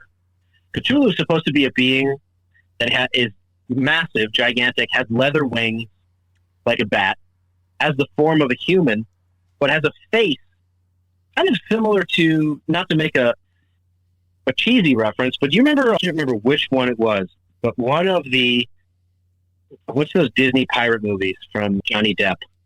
The Pirates of the Caribbean. And then one of those entities has like an octopus face. Oh yeah, this was like their second edition of the movie, the Davy Jones character. Right. That character's face is, when you read the description of Cthulhu, you realize it's kind of ripped off. That character's kind of ripped off from Cthulhu, because supposedly it was just like a bunch of different branches hanging down in front. But he didn't have the face of a man. He only had one eye in his head, maybe three eyes. There's multiple descriptions, but his head was not solid. It was made of a weird material that would constantly move around. And there's also stories saying, that talk about like the octopus specifically being related to this entity. And it's fascinating to think about how the octopus, it seems so foreign to our world. It's very intelligent. It has all these crazy tentacles. It can change shape. It can change color. It's very, very strange. Well, Cthulhu is interesting because he is said to be kept in a tomb under the oceans. Okay? He's one of the ocean deities. And he's one of the deities that supposedly is kept at bay by the stars. They've become poisonous to him. Okay? And so he's kept in this place until the end times, if you will, where he'll come back and destroy the world, which is interesting. And we'll get into that later. I'm not a super fan of Revelations, but there are references in there to being similar to this, and his metal is iron, which of course, corresponds to red in your blood, etc. Right. And his number is 325 and 65. So each one of these, it's interesting that we have all these metals. We have, corresponding, if you study the chakras, you know that each one of the chakras corresponds to a metal. Each one of the chakras corresponds to an energy center in the body. And it's real easy for everybody to identify, the heavenly body, the moon, because we all admit that the moon changes the tides and the moon affects water. And we're mostly water, so the moon must affect us. Well, in esoteric history, it's taught that each one of these heavenly bodies affects you. It affects the iron in your body. It might affect, the gold in your body, the lead, whatever. But it's fascinating to correspond them to the chakras, because this cosmology essentially says that these entities affect you in different ways, negatively, and each one of those energy centers, in order to purify it, you have to overcome that influence. So the influence of you to be a warrior and destroy things and to become hot-blooded, you may have heard that phrase, that comes from the influence of Cthulhu, supposedly. Okay? Wow. Interesting. Yeah, I mean, my name is Mark. That's essentially the word Mars, or at least some variation of it. And yeah, I feel that myself as a martial artist. Like, there's definitely a disconnect between me and martial arts lately as of the pandemic, I haven't trained, and yeah, I find myself probably needing that to temper myself, because yeah, it's not good to lose your temper and get hot-headed. Well, the planets are also encoded in every day of the week. Right. Sunday is the sun. Monday, well, what's Monday? Moon day. In Latin or in Spanish, it's Luna. Right. That's Luna, the moon. Tuesday in Latin language is miércoles, which is Mars. Each one of the days of the week corresponds to a heavenly body as well. So these are archetypes of the energy which are influencing you and in potentially different energy centers that have to be overcome. So it may be helpful not necessarily to think about these as like monsters that live up in the heavens, but as potential monsters that live within you if they're not tempered properly through spiritual alchemy, you might say. Right. Okay, so the next one, speaking of Sunday, we have the sun. And Azathoth is the person who supposedly corresponds, or this is the name in the Necronomicon that corresponds to this sphere. And the metal is gold. Now, what does the sun do for us? Well, one thing that we will admit scientifically and historically is that the sun is the source of our life. We can't live without it. It creates vitamin D, among other things, Without the sun, all life on Earth will die. So Azathoth is supposedly the flute player who plays the world into existence. And we can see this archetype in a lot of places. For the Native Americans, for example, it's the Kokopelli, right? Or perhaps you can think of any of the stories where a flute player comes in and starts hypnotizing people and drawing them away. This is all the same archetype. All right? And the idea is interesting because if you have a flute player, well, what is music and what is sound? Well, it's a kind of vibration. And science tells us that everything is vibrating. Right? So everything is vibrating, potentially according to a kind of cosmic music. We also have a lot of the ancient philosophers referring to the music of the spheres, meaning the sound which comes from all the heavenly bodies and animates life. Right? So this is the flute player archetype, but it's also the archetype for vibration throughout the world. And one of the main concepts that's put forth in this cosmology is that everything has a subtle kind of imperfection created within it, which allows it to come to a crescendo within its existence. And then, so that vibration puts everything together. So you can think about the progression of a human being from a baby, that things are kind of like, coming together. You can't even walk, you can't talk, you have to learn all these things. You crescendo, hopefully, into a human at a certain point in your life, and then things begin to fall apart again. Well, according to this cosmology, it's because of the imperfection built within the system that allows things to come together and then be taken apart. Right?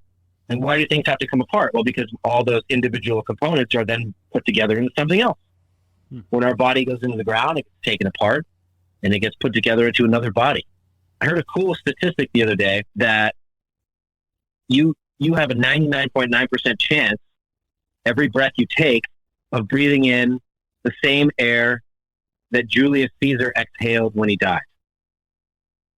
And that's true actually with any person before a certain amount of time. And, the math is inconsequential here, but you can calculate it. Essentially, the volume of material in any one of your given breaths can be spread around the entire planet, molecularly speaking, right? So everything is connected in the sacred way, which is pretty crazy to think about. Everything's in flux. So this archetype, as a thought, is the idea that everything is vibrating and everything which is being created will then be destroyed.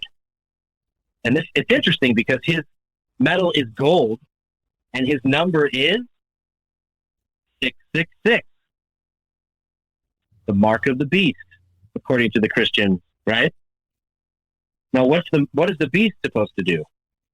Well, he's supposed to usher in the end time, to destroy everything. Well, in this cosmology, it's also that which creates and puts everything together first. And the way they explain this is First comes summer, then comes fall, then comes winter, right? So everything comes in spring, the seeds are planted. In the summer, they grow. In the fall, they begin to wilt. And in the winter, they die. It's a natural part of the process for things to be destroyed.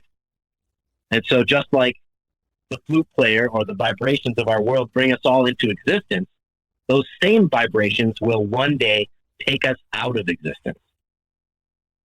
And so according to this cosmology, the Christians are only looking at half of the problem. They're only looking at the end. But in this cosmology, that same energy is what has put everything together in the first place. Right. Which I think is fascinating. Yeah. Yeah, absolutely. Yeah. So we've gotten through Saturn, Jupiter, Mars, the Sun. Yep. Okay. So next we have Venus. And in this cosmology, it's known as Shub-Niggurath, the goat with 1,000 young. Now, I mentioned Baphomet earlier. Baphomet is potentially an expression of the same deity. In this cosmology, it's a female with the head of a goat and a womb which never ceases giving birth. Okay? Constantly giving birth to ideas of all kinds. And because this is a cosmology focusing on the dark side of things, constantly giving birth to ideas that are negative. So if you've ever wondered why your mind will all of a sudden have these intrusive thoughts that are negative, part of this cosmology believes that those are always being born and you have to overcome them. They will never stop, in their procession. And so this is Venus. Now, Venus is pretty synonymous with love, for example, or more accurately with copulation and the birth of things. So the positive potential side or the opposite of this energy would be creating things, the womb, the sacred womb of creation, right? And in the Necronomicon, focusing on the dark side of things, this is the womb of the night, the womb of negative things. So in my worldview, there must be an opposite. I believe there's an opposite to everything. Everything has an opposite and a neutral. So the metal associated with this deity is Venus, as copper, and she's associated with human sacrifice, which is interesting. This potentially ties into that Templar story because they said they were worshiping an entity known as Baphomet, and the description they gave is strikingly similar to the description of this deity. Supposedly a head of a goat, arms of a human being, the legs of a goat, and a torso covered in breasts in order to nurse her many young, those dark entities, right? It's interesting also that in Hebrew text, it's said that she's referred to as Lilith. Have you heard of Lilith? Yeah, I just had someone reach out to me who claimed that they are Lilith themselves. Shout out to you. Kind of terrifying. Yeah. Yeah.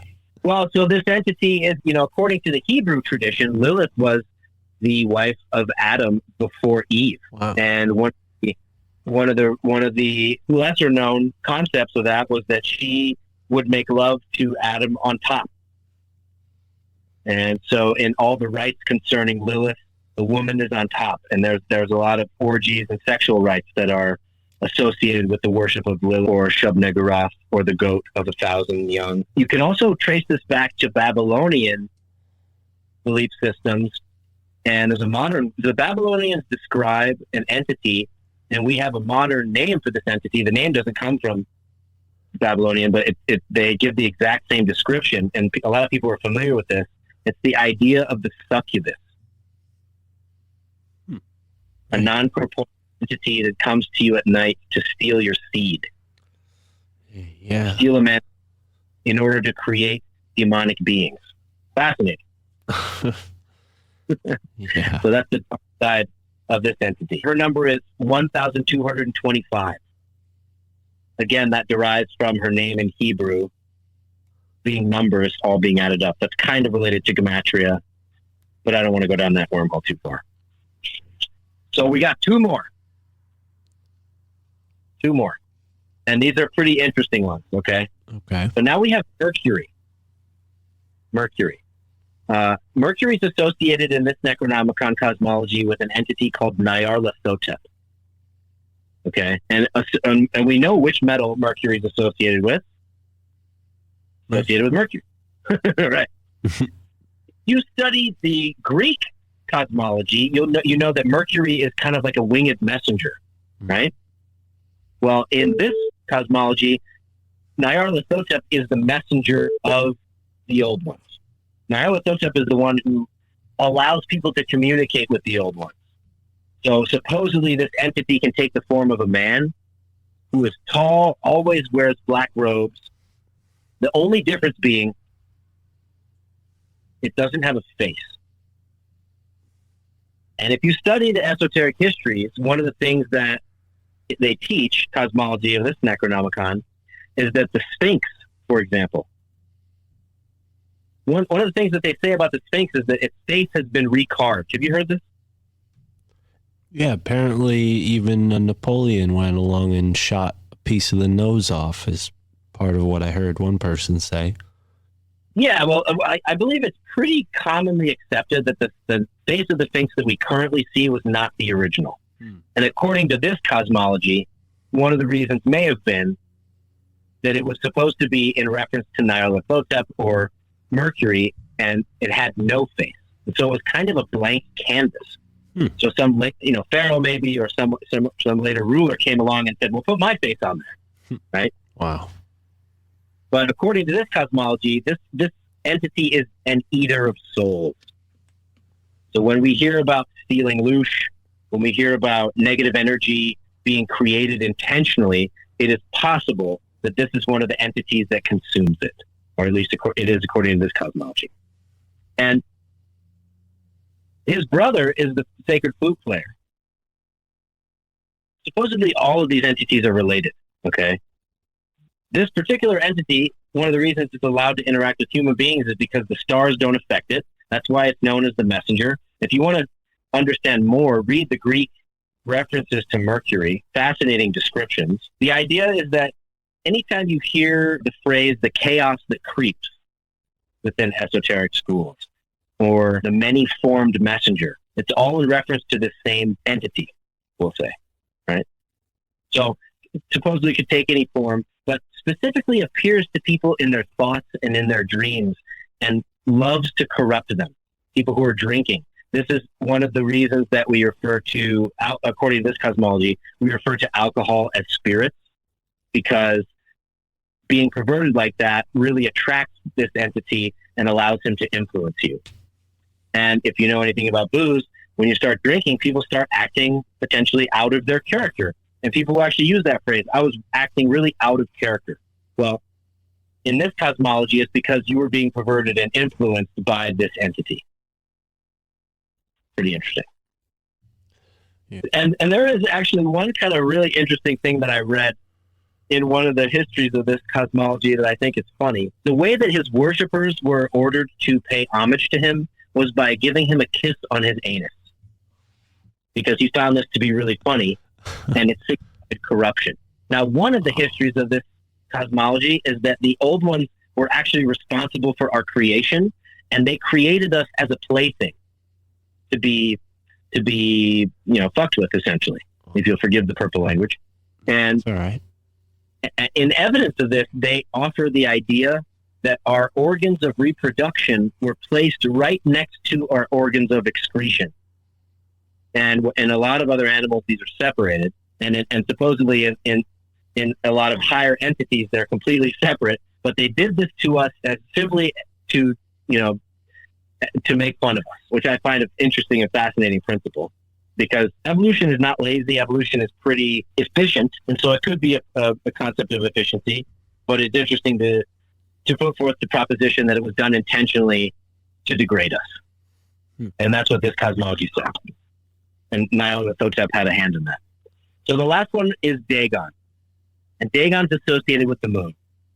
Now, Dagon's fascinating because it's probably the most easily associated with the Vatican, because it's associated with the mitre hat. And if you don't know what a mitre hat is, it's that weird hat that all the folks in the Vatican wear. And if you look at it, it looks like a fish head with a mouth open, and they always have some kind of little patch on the side that looks like the eye. Right. So if you were to Google this, you'd see really quickly a lot of references to Dagon being fish god. Well, and we also have the Dogon people who believe in the Nomo, fish people. Yeah, exactly. And you know, in the Hebrew text, they refer to Leviathan. That's supposedly the same god. Anytime you hear history and lore referring to the Kraken, you know, this monster that comes up from the deep, Right. that could either be Cthulhu. You know, it's also like described to be like a giant octopus, which is reminiscent of Cthulhu, or supposedly could be reminiscent of Dagon. And, you know, along with Hebrew texts and tradition, we have the Christian tradition. According to this, the Canaanites were big fans of worshiping Dagon. Really? And, you know, this was supposedly an entity which inhabits the oceans, can't go higher than the high water line, has like really shimmery skin, is very similar to like a merman with like a dolphin head, essentially. But I find it absolutely fascinating that the mitre hat is connected deeply with this. And you can, you know, just Google mitre hat Dagon, and you can find tons of references to this. And it's kind of pretty obvious that they're like, yeah, where did they get that goofy hat look? And why does it look exactly like a fish head? And why is Dagon supposedly responsible for teaching us the ways of like agriculture and a lot of these secret knowledges, right? Yeah, Go ahead. That reminds me of a story I just heard from a person telling us about Seattle, Washington, and some of the legends that they have there about a man. The native lore is that there's a man or a god underneath the ocean who shares all these riches with them that wash up on shore. That's okay. So in this cosmology, the Necronomicon cosmology, the children of Dagon are the finest jewelers ever known. Huh. Wow. And then, of course, we come up, you know, this reminds everybody of, you know, lost treasures at sea.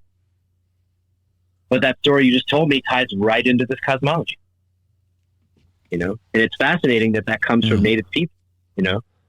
Well, and dude, I mean, geez, I love everything you're saying. I know we're through all 7, but is there anything else you'd like to share about the old ones, or, you know, final points you want to make before we wrap up here? Well, I would encourage everybody just to think about them as archetypical energies which influence rather than maybe like mystical beings. I mean, it could be either, but I don't necessarily. And again, me presenting this information doesn't necessarily mean that I completely believe it, Right. but I think these archetypes are absolutely fascinating. Well, we do see the serpent culture of, you know, the wise fish culture, all these things. And the more that you research these archetypes, the more that you see them in everything, you know. Right. And it speaks to what we were saying before about how Lovecraft is basically using this sort of fictional front to share esoteric ideas. So yeah, maybe he's putting somewhat of a spin on it, but no, you're absolutely right. There's a syncretism, a higher truth, parallel nature to these things that speaks to it being much older than his authorship. For sure. Yeah. And that's the whole point I want to make is like, you know, allow yourself to transcend what he did, ignore the names that he used, because these, you know, it's highly unlikely that those are the names that have passed down from, you know, the beginning of time. But if you think about them in terms of heavenly bodies, if you research the Greek history associated with each one of those heavenly bodies, because the Greeks personified these too, but they did an excellent job of really getting into detail about the attributes of each and how each would affect you. And then we talk about the chakras, and all you have to do is look up a quick chakra map of those same heavenly bodies, and they each correspond to a different chakra within your body and an energy center. And what you realize, and what my whole takeaway here is that I believe they represent the negative attributes to each one of our potential energy centers that have to be overcome in order to perform your spiritual alchemy. Right. And then H.P. Lovecraft's first work he ever put out was titled The Alchemist. So look at that. There you go. Wow, man. Yeah, Maverick Matthews, thank you, brother. This has been a trip down many different lanes, all very wise and well said. And I got to give you all the credit for putting all this together in the way that you do. Because, yeah, it doesn't really necessarily need to be factual for us to garner incredible value and meaning, you know, and this is definitely meaningful. It fills in some blanks even. I think H.P. Lovecraft represents this sort of like morbid or even morose influence on American culture through horror, and then science fiction sort of fills also a role because he does play on some of those themes as well. But you see this really first wave of what becomes a mass pop culture kind of seeded with these ideas from this time when, you know, people would sort of be insulated within their town and where they could travel and what they could read that came their way, but there was no, you know, mass entertainment of any kind. It sort of laid the foundation, all these occult, esoteric themes, and now people have whole YouTube channels devoted to, you know, diving through the symbolism of pop culture and finding these occult threads in today's work. And I'm sure H.P. Lovecraft has been ripped off in the same way that he's ripped off the ones who came before him. But we here in the podcast realm, we like to give credit to those who have taught us, and I got to give you a whole bunch of credit. And if you could, before we wrap up here, tell everybody where they can follow up with you and what to look out for, anything new that you have coming up. Obviously, you've been doing research on this topic that we discussed at length today, and I'm looking forward to hearing you discuss this with Sam. I'm sure you'll have new stuff to share as well by then. But yeah, please tell us what we can expect from you moving on into the future. Well, first, Mark, let me say thank you for having me on. Thank you to your audience for indulging this. I'm sorry if it got dry there for a while. No. I'm not just, you know, playing your ear by saying I'm not feeling well. I had like a big fever the past few days, so this has been a little bit out of it for me, but I definitely enjoyed listening to you describe that. So no need to make any disclaimers. I thought that was great. Well, I appreciate it, brother. You know, this dive into this particular area represents only one of the subsets that I'm into, you know, so I try to balance it, obviously. I mentioned my podcast. If you want to find out anything about me, you can go to maverickmatthews.com. My podcast is actually a collection of it's Never for Your Sake is like words of some kind where it'll either be me talking about something or frequently I have interviews, but it's also a collection of electronic music for training.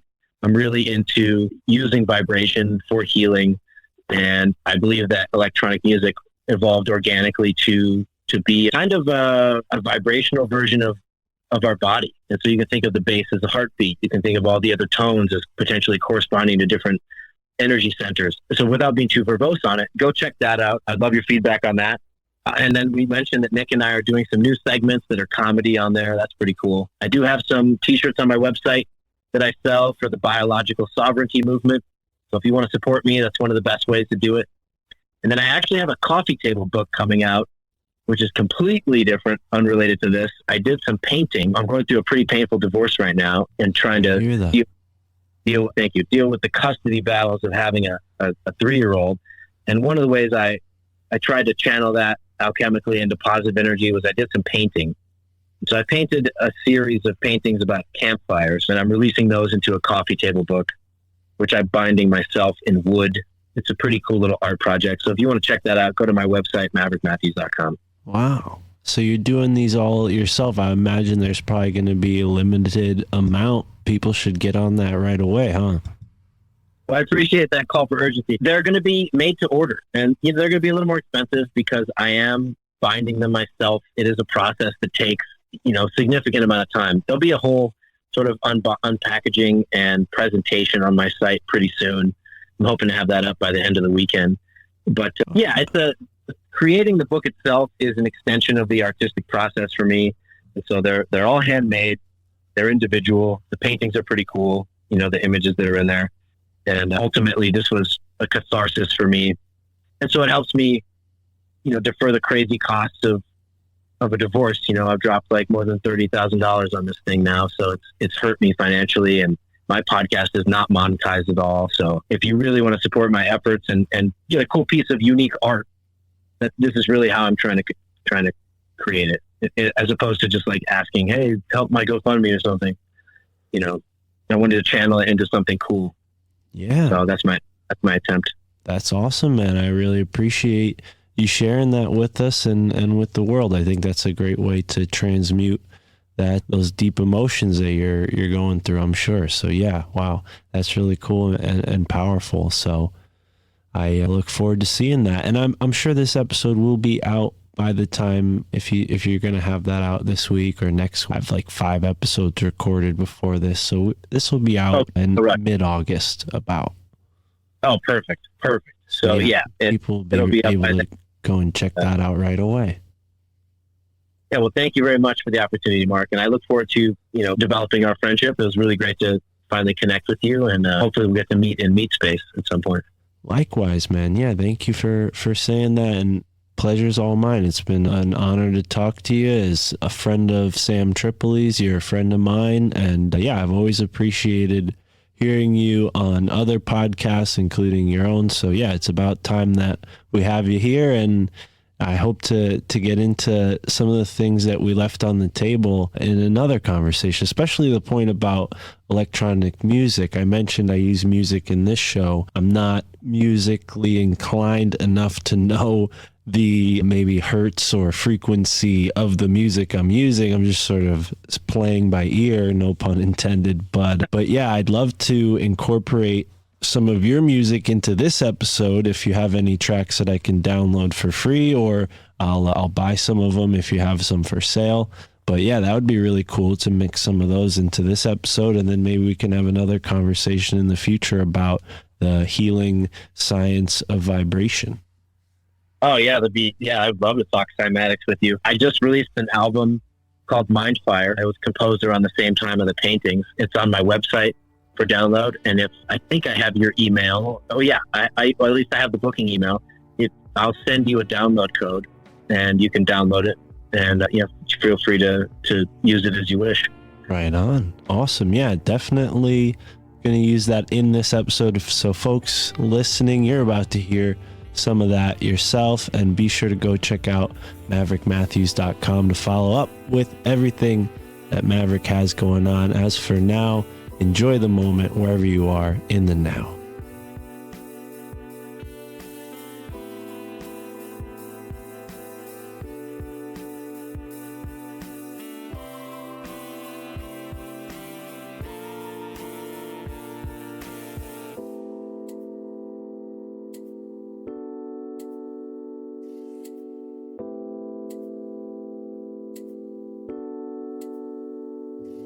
All right, and that is our conversation with Maverick Matthews, a sought-after guest, someone who I had hoped to talk to at some point in the course of this podcast. And speaking of the course of this podcast, we are almost at episode 200, folks. Damn, it's really cool, really incredible. Speaking of podcasts, check out Maverick Matthews' podcast. It's called Pepper for Your Steak. That's right, Pepper for Your Steak, and you can find it in the same app that you're listening to this podcast on, or YouTube, or wherever you find yourself in the ever-expanding now. Here I am, summing up so many great things. Talked about the old ones. We talked about the Cyclopean architecture. I mean, that to me was a big one of those ideas that connects a lot of dots, right? And there are a few of those episodes in store. This is just episode 198. 199 is going to be incredible. 200 is going to be mind-blowing. It's going to be astounding. I hope you guys enjoy it. As far as me, I've been uploading a lot of that on the Patreon and the Rockfin lately. Been working hard, putting all the great content, early release content on the Patreon, on the Rockfin for all of our supporters. So what are you waiting for? Help us out. And even if it's just a one-time donation, I mean, you know, it would be really incredible if everybody who listened gave $5. If I had $5 from every single person that listens to this show, I could fix my car, get a new car, and maybe move into a better apartment or find my own property, because that's the goal. I want to get on our own property, become self-sustainable. I've got this AquaCure machine that George Wiseman sent me, and I'm so excited to start using it. Right now I'm working on figuring out how it works, how to operate it, and so on. But got a lot of big plans in store. Episode 200 is right around the corner, so please support the show with a one-time donation or a subscription. And hey, if you don't like Patreon or Rockfin, I don't see how you couldn't like Rockfin, but I understand if you don't like Patreon, but you still want to give a monthly subscription to the show and get access to bonus content, you can now use the link in the description on the Ko-fi store, and you could subscribe to a membership through the Ko-fi store. So that's spelled Ko-fi. Ko-fi, coffee, I don't know how people spell it, or say it, pronounce it, whatever. Here I am, summing up a fantastic episode 198 with Maverick Matthews. Please go to maverickmatthews.com, of course, if you want to get more Maverick Matthews. And that's all for this episode, folks.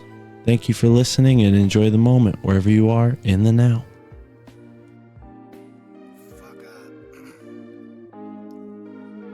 Man, I think I'm fucking peeking right now. Wait, I'm peeking through the curtain. Cells out of service, can't reach me on the circuit. I'm peeking through the curtain.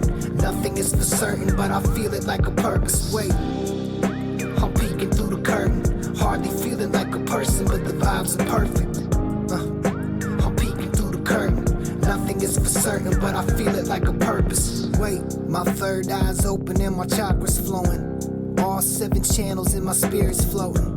Knowledge feeling deeper than the ocean. It's the eightfold path in the sacred lotus. I'm peeking, flipping through Akashic records. My ego's decomposing like a leopard. I'm Edgar Casey on some levitation, so it's zero hesitation as I jump into the spaceship. I'm weary from faking like an earthling, while skyfish dip and dive above the earth circling. I'm spiraling, sacred geometry, studying my old selves like it's anthropology. Honestly, feeling like life's a comedy, as big a game as a paper-run economy. I've been playing safe, but safest for the weak of heart. Wait, I'm peeking, tearing everything apart. Wait, I'm peeking through the curtain. Cells out of service, can't reach me on the circuit. I'm peeking through the curtain. Nothing is for certain, but I feel it like a purpose. Wait, I'm peeking through the curtain. Hardly feeling like a person, but the vibes are perfect. I'm peeking through the curtain. Nothing is for certain, but I feel it like a purpose. Wait, I'm beta testing old theta frequencies. I lay to rest the ego and the frequent themes that keep me seeing life inside a box. Small minds kick rocks, Pandora, let's talk. I might need a suture for this rift in space. I might stay and see how Lucifer's fruit tastes. I'm hungry for knowledge and hungry for infinite, and every time I'm peeking I can see it for an instant. I'm peeking through the curtain at the crowd. Sheeps in their seats and the wolves on the prowl. Zeitgeist, spirit form walking through the aisles. Consumerism living in their vacant smiles. Now I'm peeking through the curtain at the sky. I ain't even gotta try, gaining wisdom on the fly. I'm touching base with things I can't explain. Gods without names on a different plane. Wait, I'm peeking through the curtain. Cells out of service, can't reach me on the circuit. I'm peeking through the curtain. Nothing is for certain, but I feel it like a purpose. Wait, I'm peeking through the curtain. Hardly feeling like a person, but the vibes are perfect. I'm peeking through the curtain. Nothing is for certain, but I feel it like a purpose. Wait, I'm peeking through the curtain. Cells out of service, can't reach me on the circuit.